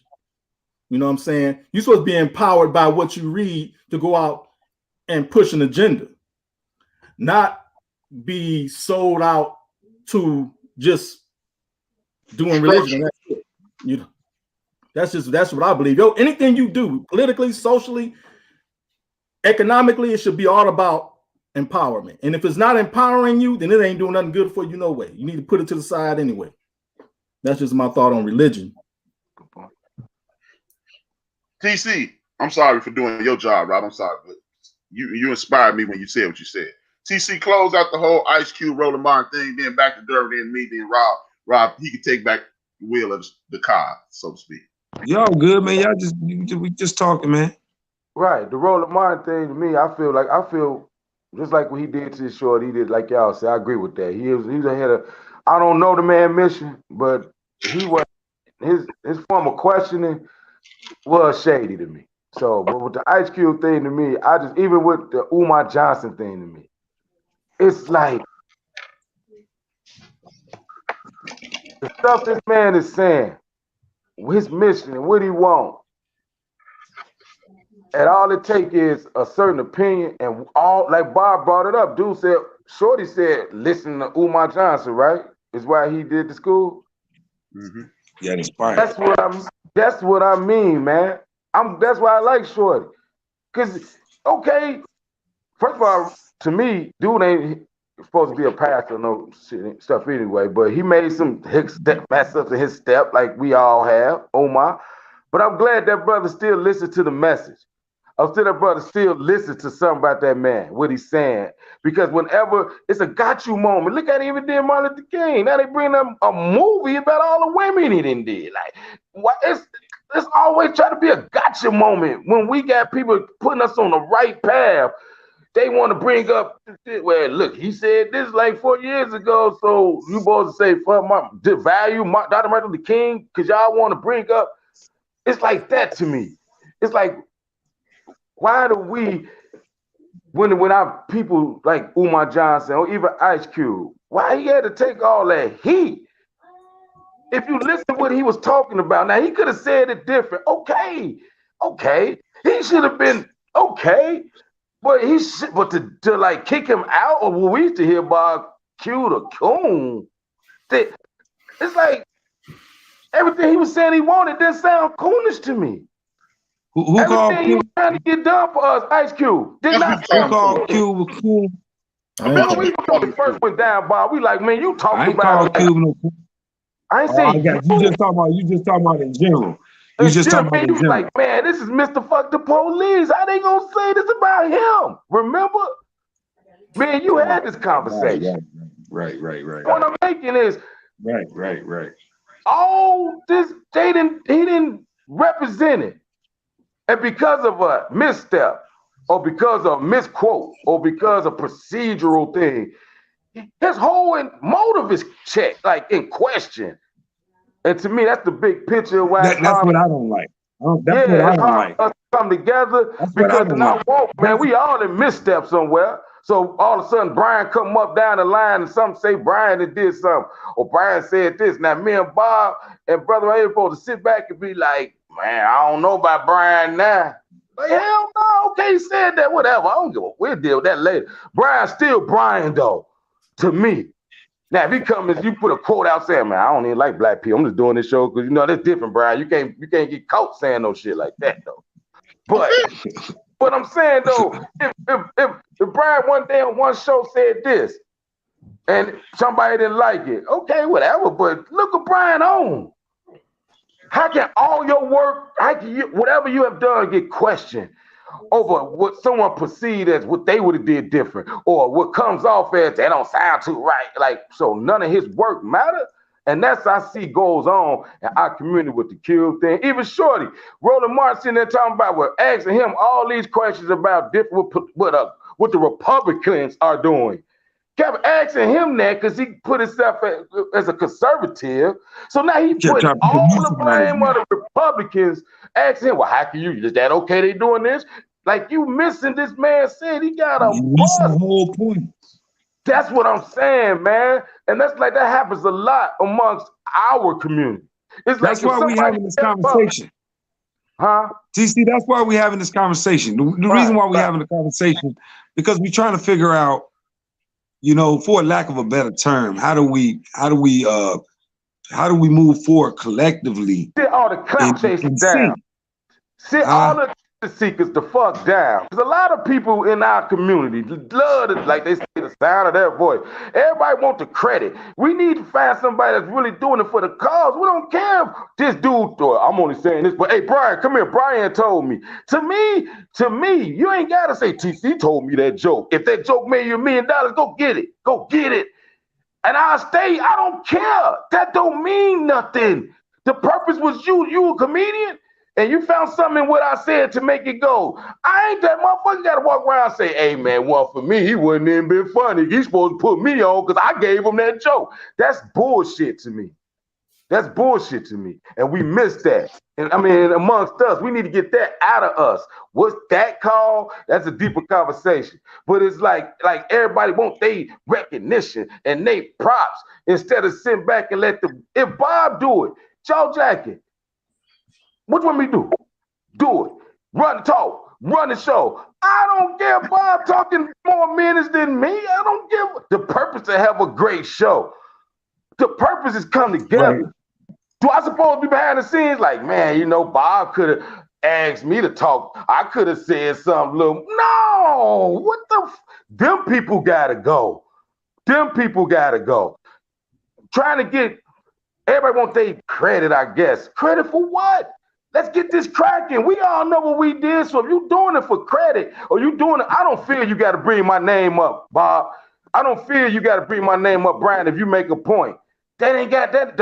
If the point got out there, I know some comedians that say jokes and Well, get let's a talk whole about- crowd of people laughing. I want them to give me my props for that joke. I want them to give me my props. No, I'm glad you. No, it's to me that's our problem. That's our problem. At least our wants to- feelings, though, ain't our feelings genuine though, TC? There's certain feelings we got to deal with that's genuine. Certain things people do to make us feel a certain type of way for real. Regardless of whether or not it's wrong or right, it might, whether we got all the details or not. Because I mean, think about it for a second. Let's make it like a little bit relatable. Let's just say make it relatable at least. Like when me, you, and Brian was talking about how me and you, the thing we had, with Jaw Jack, right? We went through a set of emotions that at least you got to say is real. They were real emotions. You was like, man, basically, I see my man out here doing this thing again, and I some type of way, right?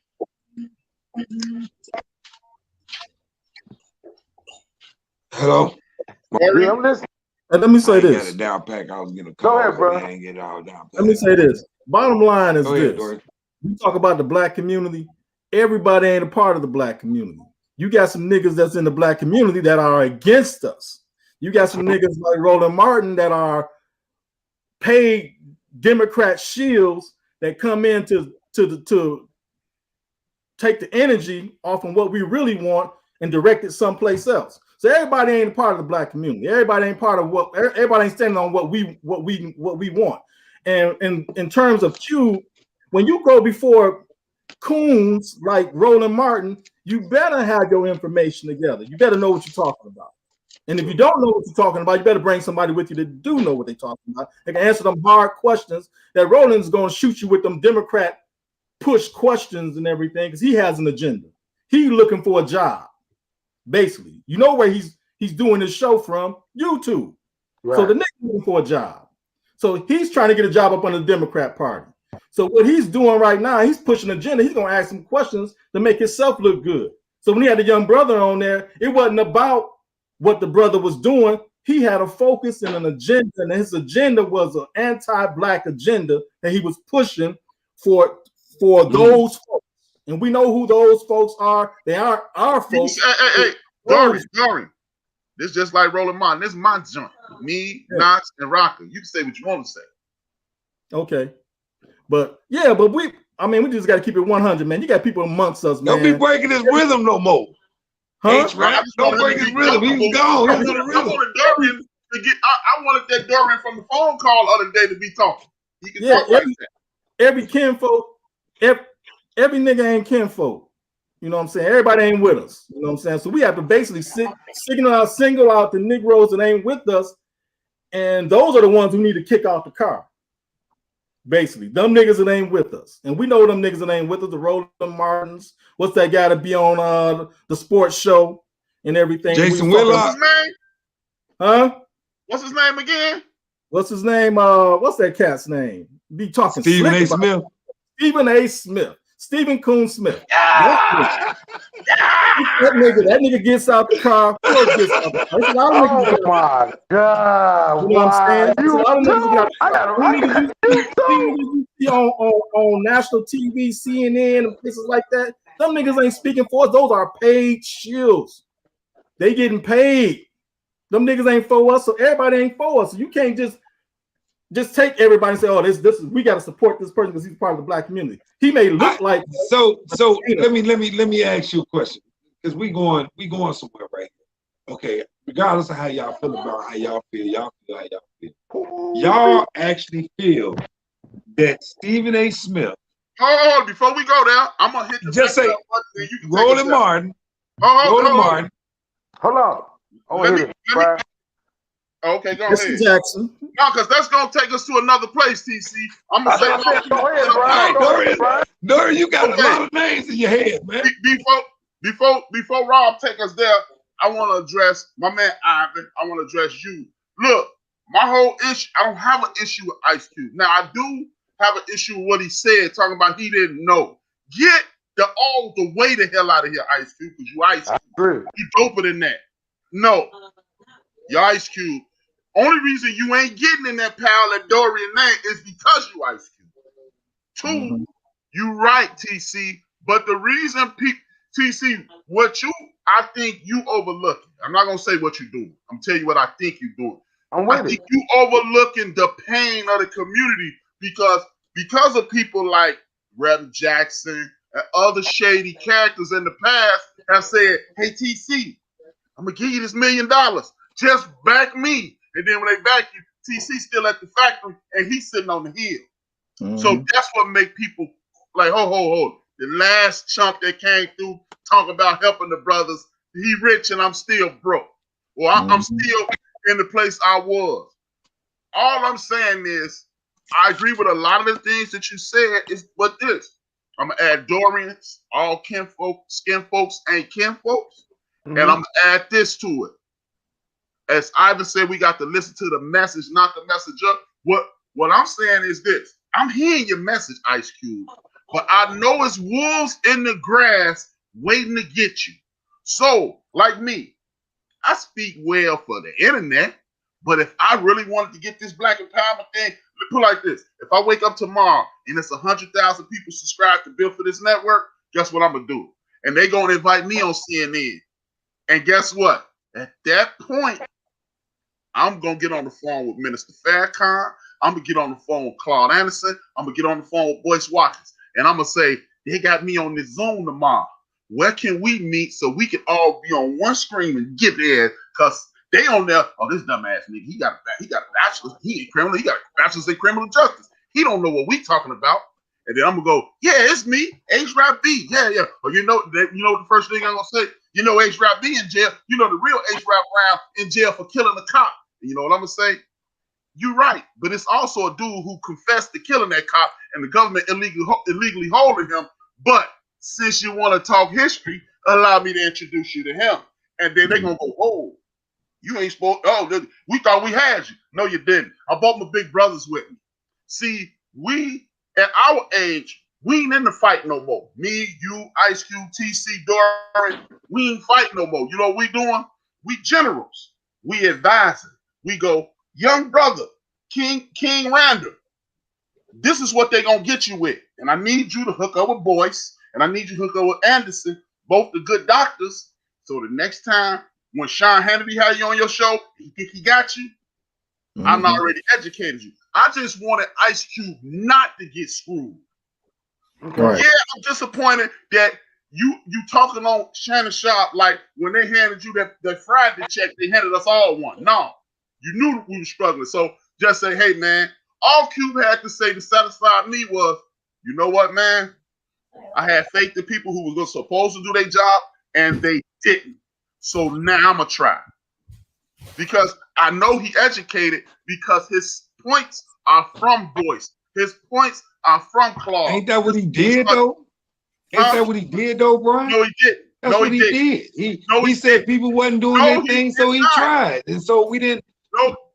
He did, but we didn't. We wanted to receive it in a certain type of way. That's exactly what he did. No, what the brother's saying is that if you're gonna go before them folks, you got to have all the answers already. You got to have all the answers. You can't go on there with 90% of the answers, 95% of the answers to their questions. You got to know 100% of their answers to those questions, or you're gonna look like a fool. And you're gonna make everything that you're trying to push look watered down and looks dumb, basically. So you better go when you go on those platforms. You better know what you're talking about because they're gonna challenge you. You know what I'm saying? So that's just the bottom line. Okay, that might be true. Hey, that might be true, Dorian. But check this out. If he do look like a fool, right? Yeah. What? We're gonna leave him? No, we don't leave him. Lessens his message. The thing is, don't go on there if you ain't got all that stuff down. Take somebody with you. But he at least got us though, right?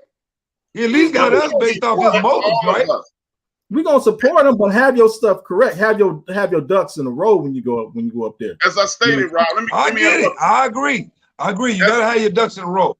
But he always know that he can fall back on us. Because he got us. Because his motives was right. Also know it's a bunch of people in us waiting to doubt him. So to remove all possibility of doubt, be as educated as possible. Malcolm X didn't show up at that podium saying, I think the most honorable Elijah Muhammad said this. Malcolm, in 1956, when Dr. King stood on the steps of the Capitol for the first march on Washington, he didn't step up there and say, it's kinda. He stepped up there and said, this is what it is. Because guess what? Ralph Abernathy and that Christian leadership group that pushed him in front, they said, we got it, but you the one to talk. You are the order. Like me, give you a perfect example. My light busted. So it looked like I'm talking to y'all in the fucking cave. I'm bogus. Next week, it won't be that. Tuesday is not going to be that way. I'm bogus. I'm bogus as hell. But, hey, I couldn't say, hey, we got to come on at 11 and we got people lined up at 10. So I had to deal with it. But next week, Tuesday, so I'll be sitting here with the sun behind me. That's all I'm saying, Rob. Because guess what, Rob? It's somebody who tuned in for the first time and said, dude, them cool, but what's with the dog dude in the corner? Is he doing this from under his bed? He trifling. You can't do it that way. Yeah. Or yeah, because I will lose listeners. You know what type of logic I'm listening to in our adulthood? Martin Luther King message was garbage. Huh? Right? I'm hearing murmuring like Martin Luther King. I mean, I'm talking about from our men, straight up. But you do understand people saying that 60 years ago too. Okay, talking about like Martin Luther King, man, you know, he set us up for real. You know what I'm saying? Talking about calling all that turn of the cheek, right? And these, say that again, Brian, I missed it.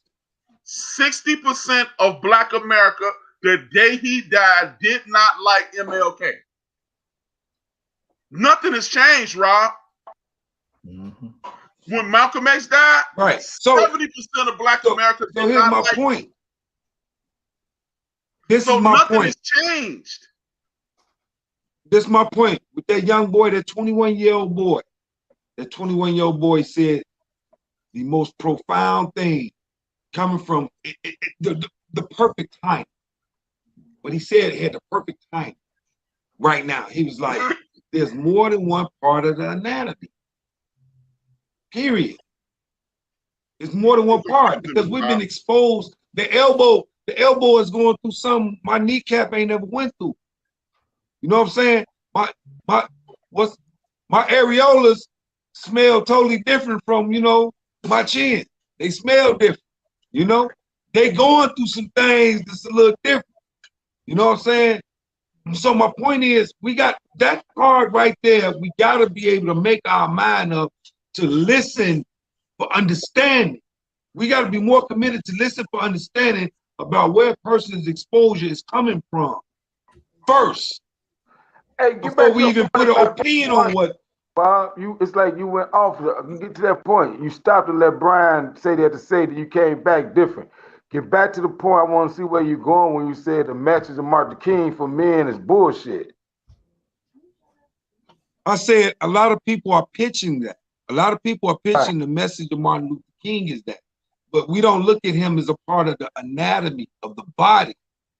Everything in his exposure made him different from his view of his exposure. We cannot, we the only ones that jump off message. Everybody else stay together no matter, they protect they wild, you know, oh, that's just Billy over there. That's just, what's the name? Jeffrey Dahmer. Oh, that's just little Jeff. I mean, little dude was in the backyard killing animals. Yeah, that's just little Jeff. You know? I'm saying we always gotta make, I mean, we some smart individuals. I mean, we some kings. We are not easily deceived and none of that. But we will crucify ourselves to death. We are loyal and faithful to going to the Chinese restaurants. We are loyal and faithful. We do not make them check they credentials. We don't check their credentials. And then we give them our money. We give them our money. We don't check their credentials. We don't follow them up. And then we gonna come and tell us, you know, Cube should have had somebody with it.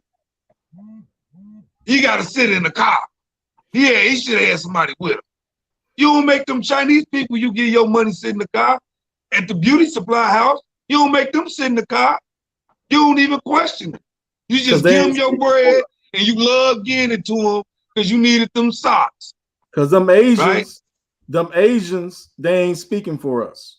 Them Asians don't give a rat's behind about us. So we ain't gotta hold them. We ain't gotta hold them to the same standard as we hold brothers out here that's quote unquote speaking for the black community. We got to hold you to a certain standard because what's at stake is not only our situation right now, but the next generation's situation, and generation after that. So we got to hold you to a certain standard. You can't say, you got to make sure what you're saying to the public is on point and straight up without any kind of flaws, any kind of backpedaling or anything like that. You got to make sure what you're saying is on point. So we don't, so with them Asians, we got to treat them like they enemies. 100. They ain't a part of our kinfolk. They are basically raping our community. So I'm gonna treat them like they enemies, but I'm gonna treat people that's speaking for me. I'm gonna love you, but I'm gonna hold you to a certain standard. You can't say you speak for me and then say whatever you want to say. You better make sure what you're saying is on point. Or bottom line is, like I said on Friday, we gotta have the reason why we got a lot of coons running around here, man, because we don't have an ability to check these individuals, put these individuals in check and harm them when they talk out of line about black folks and what our agenda is. Need to be able to take them Negroes and put them in check hard. Cancel them. You know what I'm saying? You got to. And when you develop a way of dealing with these Negroes that speak out of line, that don't have our best interests in the forefront, then the better off we'll be. Because then they'll know. If I say this off code. Only thing I would disagree with that. Only thing I would disagree with that about is because we are living in an emulated culture. And you would expect everybody, because we living in an emulated culture, that philosophy has got to be a culture that was reared up together. It cannot be, you cannot take everybody's exposure and say, well, you ain't speaking for me, eliminate you. Because you can't even backtrack their exposure. You don't know. I think that's a part of what you call white supremacy. That's a part of white supremacy that was very effective in having you not understand, have you in a position where you have to emulate the culture of the day, which is capitalism and whatever came from the heart of that culture. Like this country was formed off of thievery, murder, and everything else. So they found a way to conceal their heart, right? But what's in the heart is gonna come out, right? And it's coming out in ways where other races of people that's on this soil is emulating what's in the heart. They not the powers that be, but we emulate. So we can't be so quick to go pulling the trigger because we recognize that this brother got what you call. Why not? Why not? Because we gotta at least attempt to show them what they're emulating. You can't just go start blasting. You know what? They just as effective as you are. Tell you what my grandfather used to tell me. They ain't been here long enough. They know how things go, man. They know how things go. You know what you tell somebody with black eyes? That's why Detroit's so ruthless. Detroit is ruthless. Y'all think Chicago ruthless. Detroit is ruthless, man. See, that's why they so ruthless. My grandfather used to say, what can you tell somebody with two black eyes? Nothing. They've been told twice. No, see.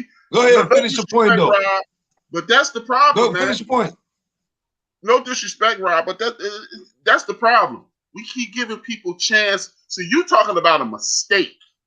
You can make a billion mistakes, but when you talking against the get down, you got to go. Yep. But see, I ain't disputing that. Just to get that. But see, you got to pick the game, though. We got to find a way, because I agree. I understand. First of all, Ivan Dawkins, Okie dokie. He said, TC, you have a gotcha moment for pastors, apparently. I just want to repeat that. That's what I've been laughing at when you was talking, though. It wasn't you. That little comment right there had me laughing.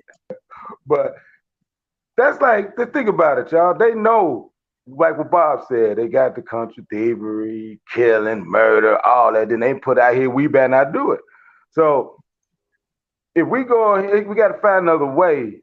I agree with like getting rid of those type of people in our community that's going against the movement. But you gotta kill them. Right, that's what I'm saying. We got to find another way, because then if you do that, that gives them the power to come and to destroy the whole movement because we are murderers now. So allow me to speak for Dory. All the way. Allow me to speak for Dory, and Dory, interrupt if I get you wrong. I think me and Dory on the same page. See, we actually listen to Candace Owens. See, it's all crazy. We actually pay attention to Roland Martin. We listen to Stephen A. We listen to all these clowns, and then we can have conversations. Man, I was watching the Scooby-Doo show, and if we give them no airtime, then they got to get another coon. Because people stop listening. Man, y'all got to help me out with He's a jackass and a coon. He's an ass licking coon. He's a coon. Only person he break bad on is black folks. Thank you. He don't break bad. He don't break bad on no white. I told my brother TC 7 days ago, I give you to Wednesday. TC, what happened Wednesday?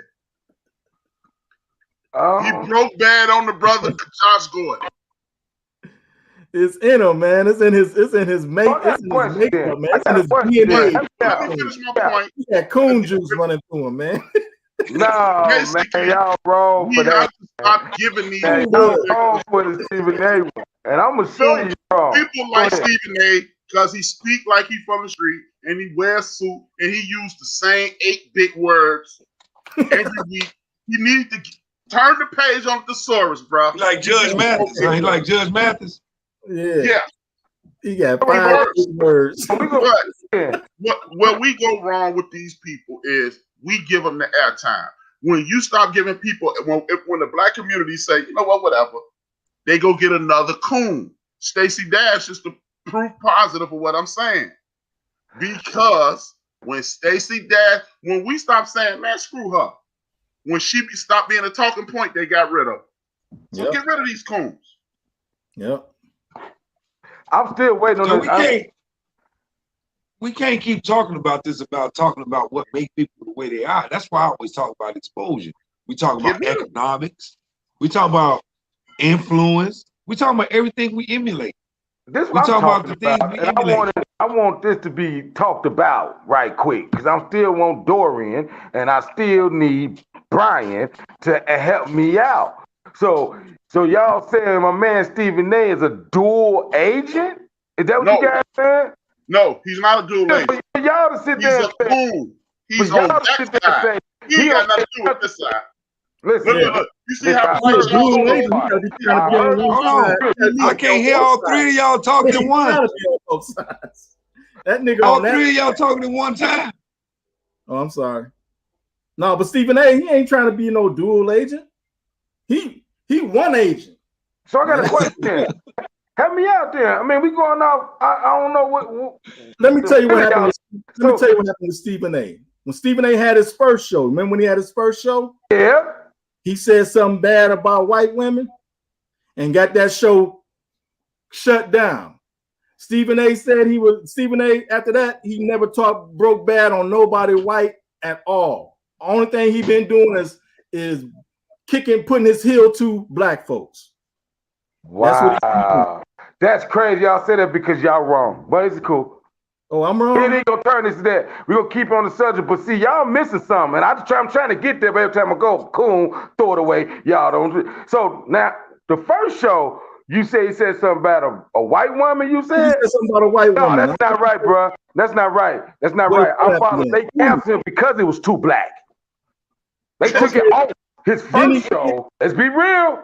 Didn't he get some weeks off? Didn't he get some weeks off for saying something about a white woman? That was recently. I'm saying his first show he put on with Stephen A. when he had Iverson back then. They took it off the air because but when he got them weeks, a couple of days, weeks or whatever off. That was recently. They shook that nigga's cage. So that's when he became the coon then. That's when he became. Because y'all say he don't say nothing about white. Y'all don't hear what he said about Brett Favre. They pulled the nigga coon card and told the nigga. I'm just saying, y'all don't hear what he said about Brett Favre. Y'all don't hear that? What he said about? I don't watch the nigga, so I don't know what he said about. I know. I can tell. I don't know what he did. But I'm just saying, when y'all say he don't talk about, it's plenty of white Jerry Jones. It's plenty of white people he called out on that show, especially when they went with the movement. That's what I'm saying. Now, Jason Whitlock is different. I understand him. But he's a cool. I don't even call nobody cool. Jason Whitlock is a cool. Let me get my point. Listen for a minute. Shit. How in the hell he ain't supposed to, that's what I'm asking for the dual agent side. The man that could do all this money for HBCUs, the man doing all that, that's real. I guess Stephen A. I'm saying it's the coon, he dual agent. Because when he always saying the black man ain't getting hired right, the NFL do this with the black, that ain't right. I'm speaking up on that. I'm tired of my brother. He the one said, how Steve Nash get a job? When the brothers first come in, he get bum teams. White boy come in, he get this. Steve Kerr got to go to state. Nash got Brooklyn. So he a dual agent? HBCUs don't mean nothing, brother. You got white people. Okay, what about him? He the only person I really seen on air say when a brother get a job in the NBA, he get the weak teams, the building teams. He get 3 years and he gone. He never could coach again. But Steve Nash never had no history. He come in and get the Brooklyn Nets. Kerr didn't do nothing. He come in and gets Golden State. He the one said they blackballing Mark Jackson. So help me out. Is he a dual agent? Because why is he exposing? He's saying things on our behalf. Or that's just a joke? That's a front, y'all think? I'm not a sports guy, so I don't watch the nigga like that. That's a joke? That's a front? Yes. When the nigga say something bad about black folks, I catch what the nigga saying when he's saying something. I mean, Josh, you know what? Go ahead, Brian. Let Brian get in there. Let Brian get in there. Man. Josh Gordon got called 8 times. I'm gonna say, let's be real, man. You can't say he got a problem. He didn't fuck that. He didn't say that. Times. When y'all get ready, he down there at the motherfucking thing. Josh Gordon 8 times is suspended for drugs over and over. You can't say nothing about him. I don't know. I don't follow sports like that. Go ahead, Brian. Go ahead, Brian. What's your point? I don't follow sports. Stephen A. only swing at low-hanging fruit. Of course, you can say something about Jerry Jones because Jerry Jones was doing something that the whole country was mad at. Of course, you can speak up for HBCUs because who's going to say, that's like me going on TV talking about, I'm a women's rights activist. You shouldn't whip no women ass. Who going to disagree with me? Who on the other side of that? Who on the other side of Jerry Jones, you wrong for threatening people's job? Who going to step up and say, no, niggas need to shut up?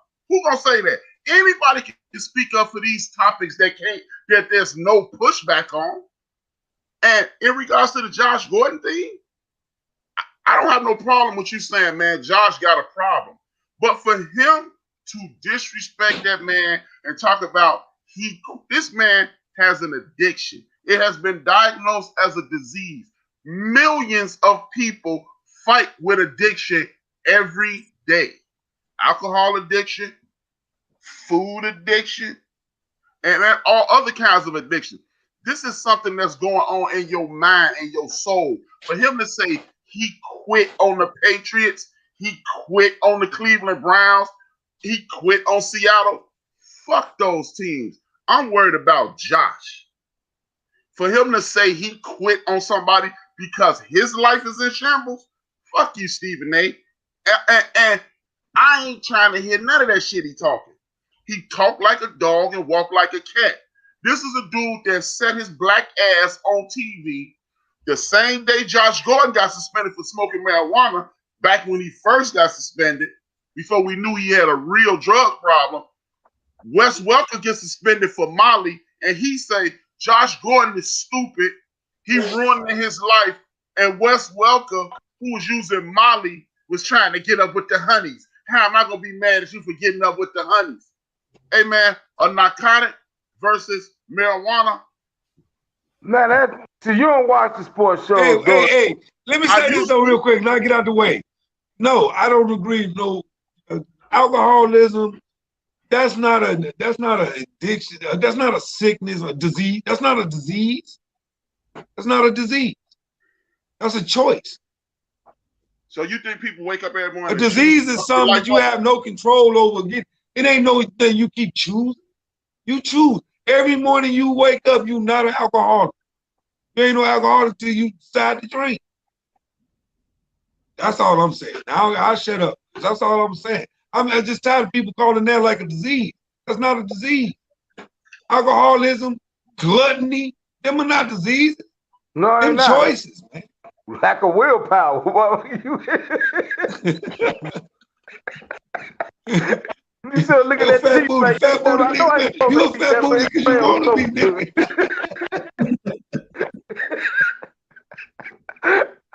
I with you on that, Bob. But Brian, Hey, George, you still can have your opinion. I'm not trying to change your mind, brother, about Stephen A. You got right to say. But look, watch this. That God man can change my mind about Stephen A. You don't have to. I don't want nobody to change their mind, but at least get more context in what you're saying. Like I'm and putting before you think I don't watch the show, I used to watch the show up until 4 years ago religiously. I used to have it on my DVR and watch it in the evening. So it's not that I don't watch it. I've watched it enough. Hey, though, it came a long way than 4 years ago. It's like on the real, like Stephen A. The brother that wouldn't turn, lost his job, and lost his show and all that because he wouldn't give up information on Iverson. How is that going to? Hold on. It's all documented, man. They when he's writing that paper, they wanted that because he was real close to Iverson. He knew he wouldn't talk about that stuff. He wouldn't do it. So I'm still waiting to see because you know, like now, Josh Gordon, man. Let's be real for a minute. I don't agree with what Josh Gordon is doing. Why you ain't saying it on the show? Huh? Why you ain't shitting on him on here? On who? Why you not shitting on Josh Gordon right now? For what? Exactly.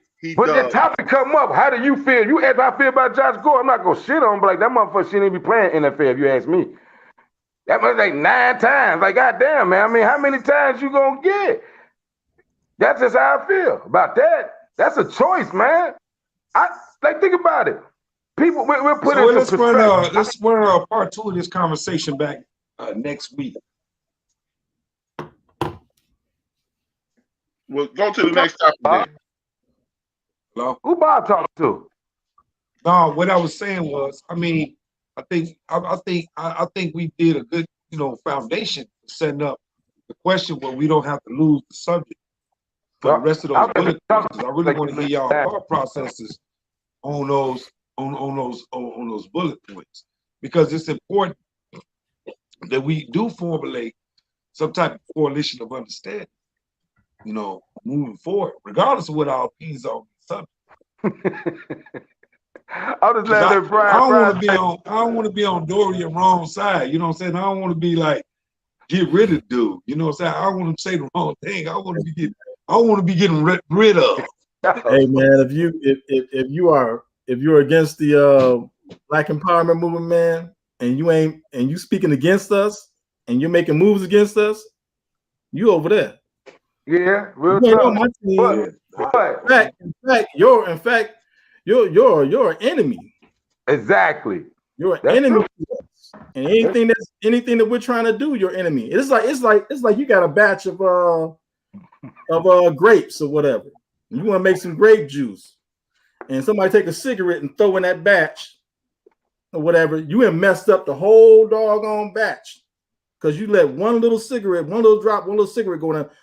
Apples or whatever. You let one little cigarette go in there, that's it. It's all jacked up. You got to toss it all away. So when you got some dead weight, what you do with dead weight? You get rid of it. Hey Brian, I want your opinion, Bob. And we didn't get to it because I ain't nothing about the 9-part thing. I'm talking y'all off the air about all that. I'm tired of all these I ain't knows. But I just want to know y'all opinion about that dude who was married, who got Derrick Jackson, dude. Derrick Jackson. I really wanted to know I wanted to hear Bob really and Brian take on that. You know what I'm saying? I just want to know about the dude. Go ahead, Brian. I'll let you if you got something on it.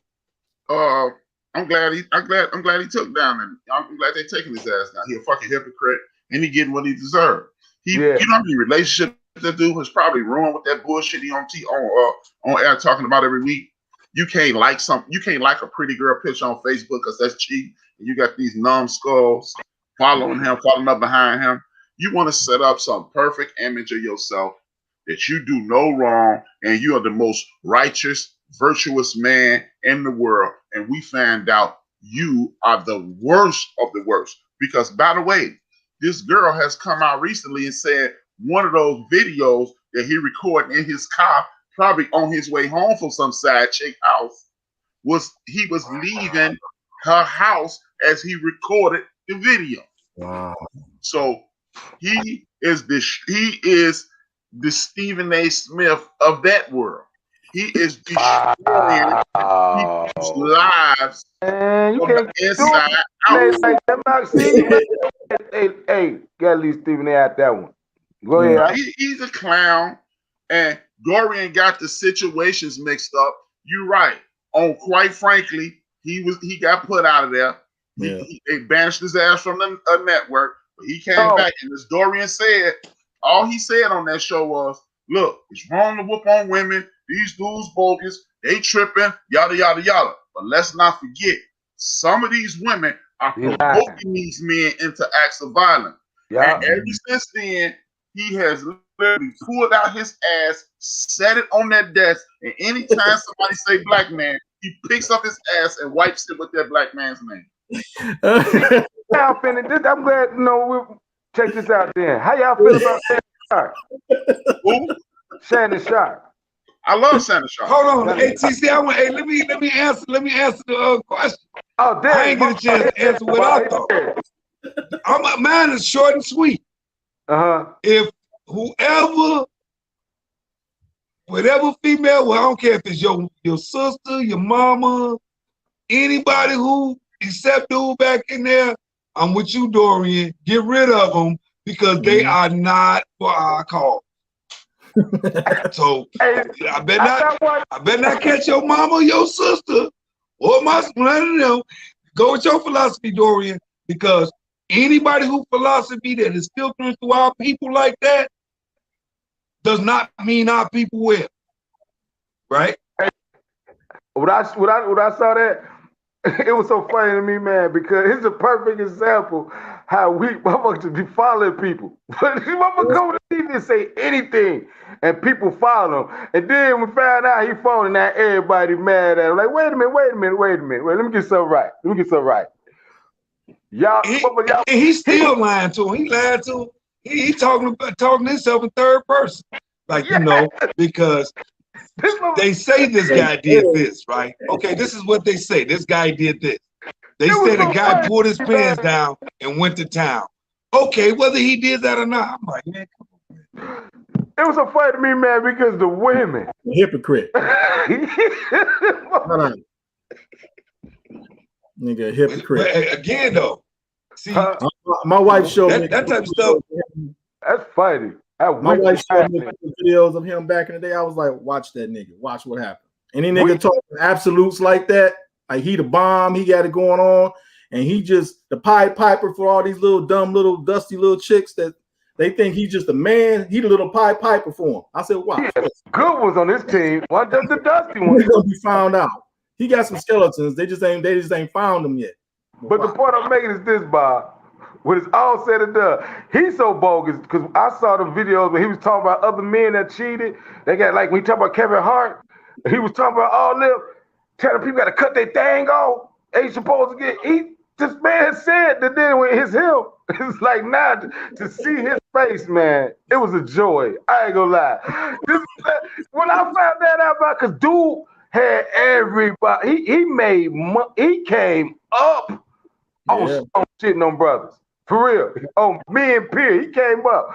So when he came out, I think it was wrong how they did his wife, how she looked. Yeah, to me she's slow, but it is what it is.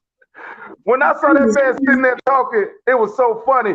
And the funny thing to me was though, ain't nobody get mad at Jada. To me, Jada worse than dude. Jada Pinkett is worse than dude.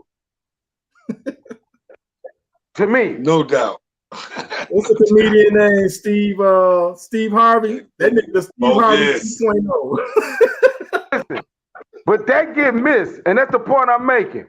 That nigga, the Steve Jada Harvey. Pinkett was a comedy when she did that worst shit in the world. Fucking her boy, her son, friend. She admit he was always kicking her with her son performing. Married to Will Smith. Now, whatever they do behind closed door, they can say they want to say. But when she pulled that man to that interview, and how she made a phrase of being a hoe, and I don't hear nobody picking sign of Jada like that. Then this brother come out phony too. Jada was phony. Jada talked like she was all one in love and spirit, and she'll never be. She didn't change. She talked that fuck shit too. It helped her career. She put a fake ass image out here. Yeah. But she ain't getting treated like that, brother. So until they say something about Jada, leave Derek alone. God damn it, he ain't did shit that Jada ain't do. Brother do it, it's a whole different ball game. Yeah. Everybody saying, fuck that man. He ain't shit. Yeah. He lied to people. And that Jada can sit up here. That nigga broke camp. I don't care. That nigga broke camp. He broke. He broke camp. Jada was worse. Jada was worse. Jada was worse. And then made money off from it too. That nigga broke camp. Hey. They didn't make money. Well, her family, they had a whole little show. Like, they just good old family, old wholesome Jada. Little we know she over. Little we know. We comfortable. Hers was, why he can't have an entanglement? He just had an entanglement. That's it. Why he can't have an entanglement? He been having entanglements on a low. Just ain't been with a female. Check this out, man. Hey, let's go ahead, plug your YouTube channel, H-Rap. Well, everybody knows, just go to youtube.com and pull up the End of the Bench, THAENDOFDABENCH. I used to say check for my logo, but I'm in the midst of changing that logo. So just if you see the End of the Bench, TEDOBODB. Subscribe, like, share, tell a friend to tune in. I'm on here all the time. Hell, from Saturday to Tuesday, you'll see me on here. There's so many topics. Go ahead, man. It's crazy. I can't wait. All right, well, you catch hold on Sunday nights. I got to say one more thing, man, because this shit is real to me. We were trying to come together, but then you watch like Corey Holcomb and we talked about last week and they shows and other shows and stuff like that. Motherfucker, it's gonna be hard, y'all. It's gonna be hard. Go ahead, Dory, do your thing, man. What that shirt say? You see it. Oh, okay. We can't see that, Dory. I do. Power. I read it. I read that. See, the way your women look is a reflection. You can't read that part. The way your shirt off, Dory. The way your women look is a reflection of your income. Am I right? And on the back it says you must be broke. Right. Hey, Dory, I'm gonna single you out. Hold your shirt up so the people can see it. 1 second.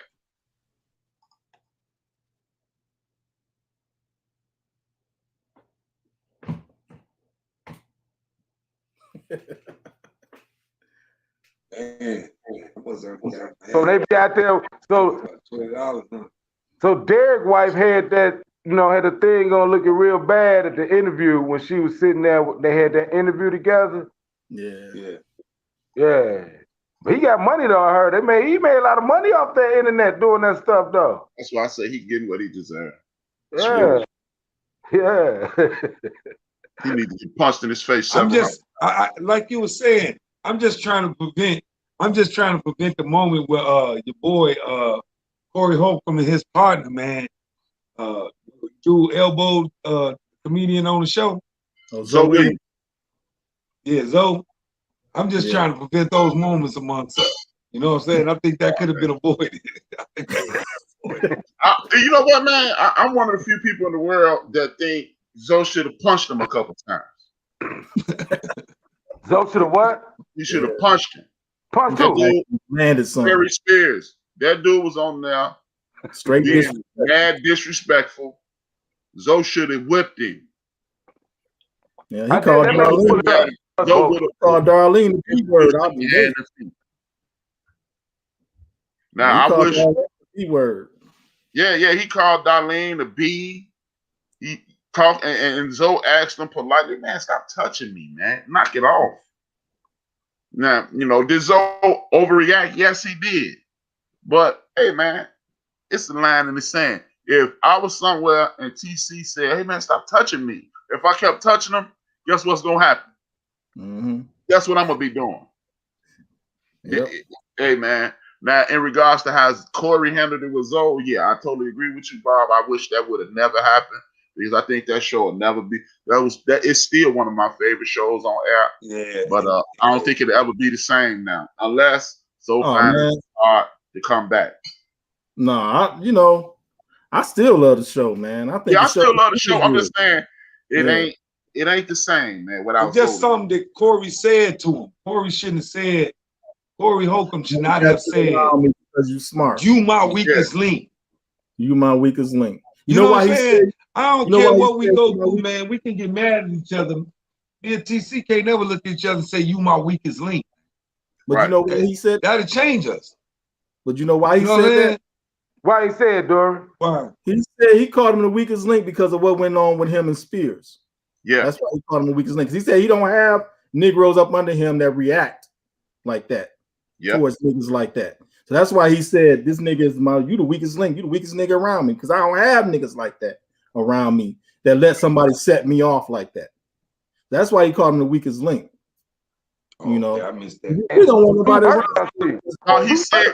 He said what Dorian said months ago. Hell, it might even been a couple years ago. He said that. Yeah. He might have said that maybe 2 years ago. Yeah, he said it again too, Yeah. So that's why he called him his link. And then he told him, you the smart nigga, basically. You know what I'm saying? I just got you around you because I got you around me because you smart. Yeah. But that's like if you got a team. The same. That can't be the same, man. This is I what love he's saying. I love the show even with the new guys. Categorizing them.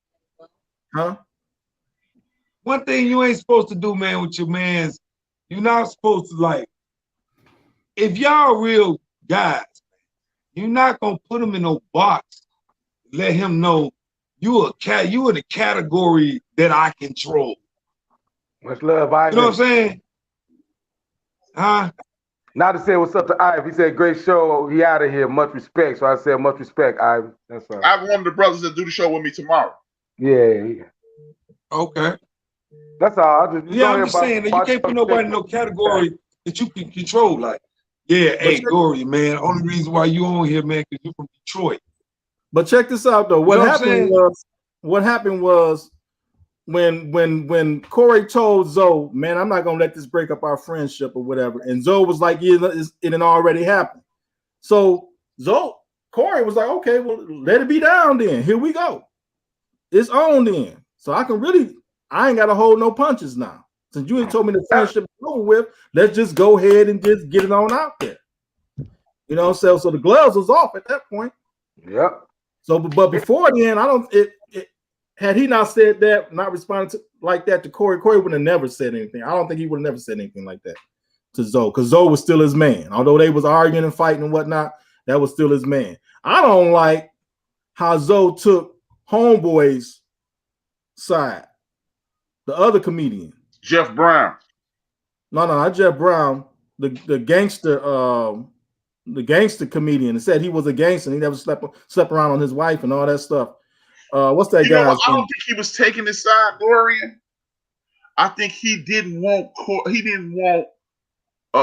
what's his name? Alpha Man. That's what you're talking about. Alpha. He didn't want Ray Grady and Corey to fall out. Yeah. I think his mission was to make peace between them. And again, as Bob stated, Corey should have cussed out Zoe off air. Yeah. And Zoe should approach Corey with that off air. because when the fight first started, Corey came on air. He did just like this. He like we all here now. He did just like this. Y'all can see me, but I can't see y'all. And he cussed Ray Grady out. And then as the show started, Darlene and Zoe came back.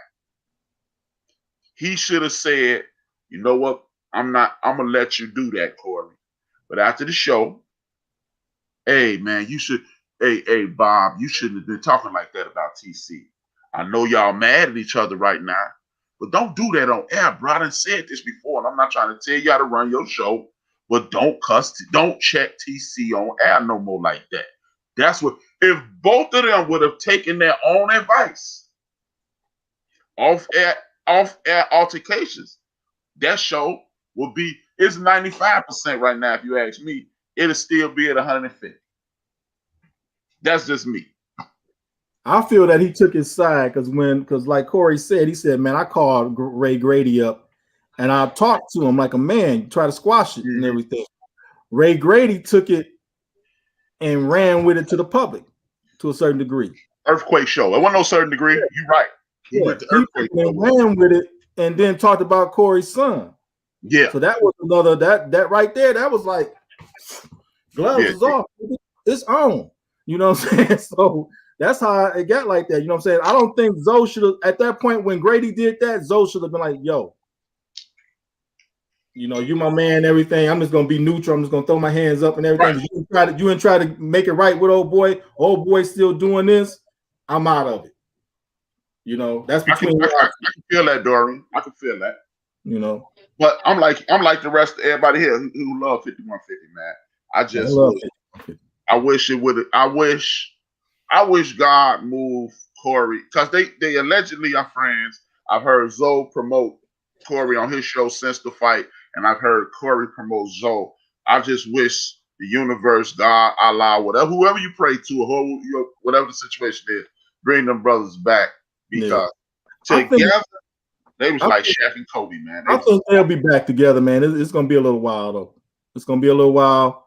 You know what I'm saying? Let things move over and everything. I think they'll be back. He'll be back on the show. Wait about a year and a half or so. He'll be back. I hope you're right, Dorian, because I love that show, man. Those dudes, man. I'll go back on that show. I won't go back. That's what Zoe said. Y'all watch Craig Facts? Yeah, I watch Craig Facts. Zoe said he'll never go back on Craig Facts. Hey, TC. He said that? Yep. But that was before they squashed the beef too. Because remember, Corey was on Tuesday, Zoe was on Thursday. Yeah. They might have squashed the beef Monday. All I know, there's no way I'll go back to Jaw Jackers. I won't come back on this show. There's no. You the weakest link, TC. You the smart guy. No, but see, that's that's a lack of self-esteem. You know what I'm saying? If you say TC, we only here because you do, okay, it is what it is. I'm here. You know what I'm saying? So I'm not gonna be. Oh man, y'all wrong because y'all got me over here only because I'm hood with it. I don't give a fuck. I'm on you the smart guy. You the weakest link. That's why we got you on here. But see, in real life, if you know who you are, you know what I'm saying? Like, I'm the weakest link, then we're going to, on this show, we're going to see how weak it is. We're going to talk our shit. I'm going to show you I ain't. You're the smart guy, brother. Stop trying to look me. Bob put me on. You sent me the video. Told me what you think. Look. I ain't never watched the show.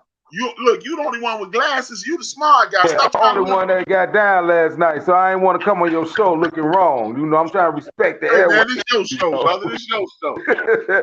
I was in my zone with my mama this morning, getting toe off. You know, with my mama. But let's be real for a minute, man. It's like like seriously though, when it comes to that Zoe thing, man, when Bob sent me that video, he asked my opinion. I didn't know none of the facts about that dude. I knew about Corey Holcomb, who he was. When I listened to it, I told Bob, like, man, that Zoe dude goofy. And I ain't even know who he was. I'm like, from that video you showed me, he is weak. He talking about you ain't tell them, you ain't give me my props, and you said his props, and you ain't do this, you ain't tell. And Corey Holcomb was like, I ain't even know you felt like that. Like, I'm watching that video like, damn, this dude do sound different. That's a chick, So that's I'm some chick like, logic right there. He was on some chick logic. right. Women argue like that, man. Right. You didn't do this for me, but you That's what I say. That's what I saw. So we call him a weak link because nigga, you was that weak was link. very, very weak. You should never go on that show again. Not because of Corey Holcomb did, but because how you got exposed as a soft ass man. He looked like a soft man. I don't know how he is in real life. I'm not saying he is.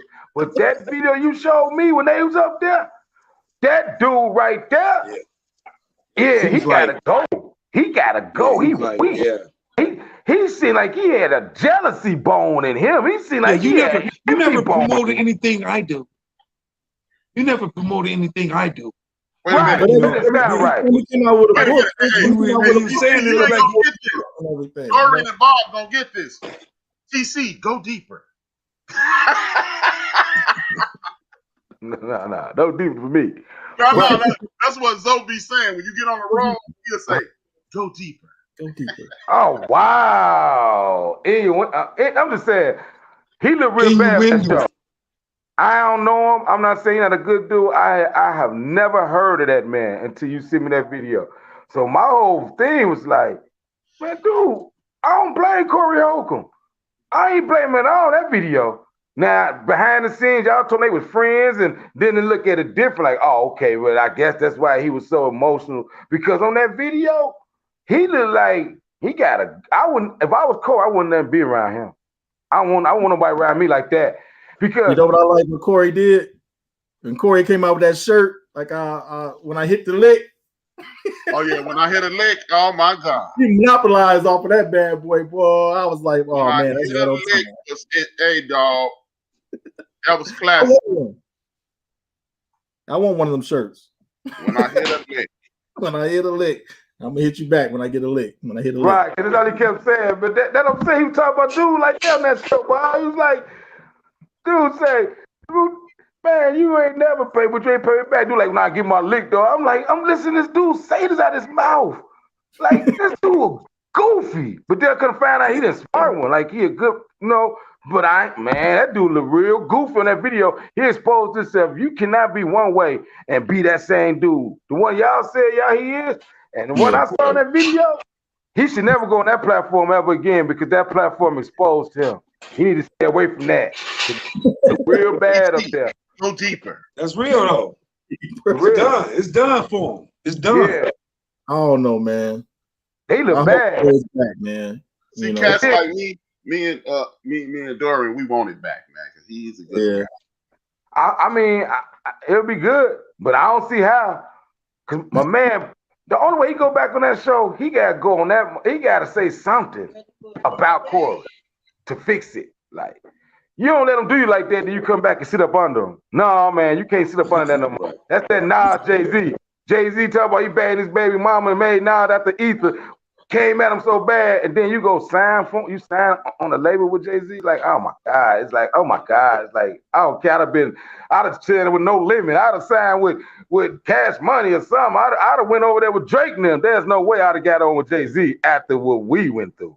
That's for everybody different. There's no way Zoe should ever go next to that man again. Ever. Because he told us what it is too. Zoe built his platform. His platform was built, but everybody found out about his platform and everything. It was boosted off from the strength of Corey's audience. You know what I'm saying? His books and everything. Didn't nobody know who. I didn't know who Zoe Williams was. You know what I'm saying? Though, right? Brian did not know who he was until I started watching. Not before what is 5150? I almost called it 4848. Yeah, 5150. 5150 was a godsend for that brother. To tell you the truth. You know. Yeah, man, I think it was a godsend for both because it's the perfect balancing act between super raunchy Corey, the woman's angle, and the intellectual. I've never seen anything 29, like man. Let's make a hard cut to the recording real quick. Let's cut the recording off. Let's go ahead and y'all can keep vibing. But let's at least plug yourself one more time, man, before we cut out. We had 2 hours and 30 minutes. As y'all know, it's H-Rap B. aka Brian Williams, whatever you want to call me, B Stone, a bunch of crazy shit. But Bad Light B, that's my new name, Bad Light B. Man, thank y'all for tuning in Into the Bench. Tuning in Into the Bench. Built for This Network is my network. Me, number one Chief Rocker, Jersey Byrne, and DJ Mad Knox. YouTube is the End of the Bench. Spreaker we on Spreaker, simulcast on Spreaker right now, and that's Built for This Network. These are the Jaw Jackers. Me and Dorian are their guests. Man, y'all be thanking me. I love good conversation. I love you brothers. I love being black. So, man, I appreciate Rob and TC. Y'all always say, man, you made this beat. No, y'all made this and invited me in. Y'all on the network that I own. So, peace out, people. You can follow me at HRAP_B on Twitter and Instagram. You can come to Facebook and be part of a group called The End of the Bench, Build and Destroy, because we're building up the community while destroying the lies and the propaganda around our community. That's it. And I have Better Light Tuesday. Michael, real quick, it's your boy TC. You follow me, you only can catch me right here. That's the only way, so come here. I don't want you nowhere my personal business. You only want to see me, you see me on the bench with the guys. That's it. Go ahead, Bob. Hey, Dorian. Dorian B on Facebook, Dorian BEE on Facebook. Just a regular cat. Just enjoy the show, man. And Black B1. That's what's up. Well, from now on, this is what we had over here on Sunday mornings, 10 o'clock. You'll be able to catch me, TC, Mr. H-Rap himself, and you also can catch man Dorian with us every Sunday at 10 o'clock. That's what it is. So before we go, I need to promote another show that I'm on tomorrow, 9 p.m. Central Standard Time. Me, the brother Ivan, he's busy man on social media. Go ahead. Me, the brother Ivan, the TC Light, my brother Wilkes, and my brother Ben from BS3. We on his network. We gonna be talking. If I'm not mistaken, I'm kind of messed up because I gotta rent the movie. Sorry, guy. It's gonna be fresh in my mind. Look at it that way. We gonna review the movie In Your Skin, America in Your Skin, the Spike Lee production with our brother Nate Parker. We gonna review that movie tomorrow. We're gonna talk about the ups and downs in that movie, how that movie affects our community, and how it affects our psyche. We talk about social. We this show without the cussing. All right, well, anyway, you can catch me on YouTube on Collective Perspective. That's where you can catch me at. I don't need no new Facebook friends or none of that. You want to catch me on Collective Perspective on YouTube. Check out all the shows we plug on there. We just networking, doing what we do to make sure that we change the utopia in our mind. So thanks for listening. Deuces. Before I do that, Bob, I'm going to do a Bob. What time is it, Bob? Oh, 7 o'clock. I'm sorry, 7 o'clock on Sunday. You always get me 7 o'clock on Sundays. He always get me on that, DC. What time is it? Yeah, you're right, sir. Hey, I'm finna steal. All right, man, well, deuces. We good. I'm finna steal Craig Smith from Craig Facts. First, I'm salute Combat Jack. I always salute Combat Jack. Dream those dreams, a man up and woman up and live those dreams. Because life without dreams flows in black and white. Life with dreams flows in technicolor surround sound. And now I'm finna salute Craig from Craig Facts. If I owe you something, I ain't got it. And if you need it, get it from God. Get it from God. And anybody that don't like our show, all right, man, y'all deuces, y'all. They don't like men. They don't like real men. They don't like this show. I don't know what you check it out, DC. If they don't like our show, shut your white mouth. I'm not kidding you. And Stephen A. and Jason Whitlock and all the rest of the coons. Hey, man, get off my man.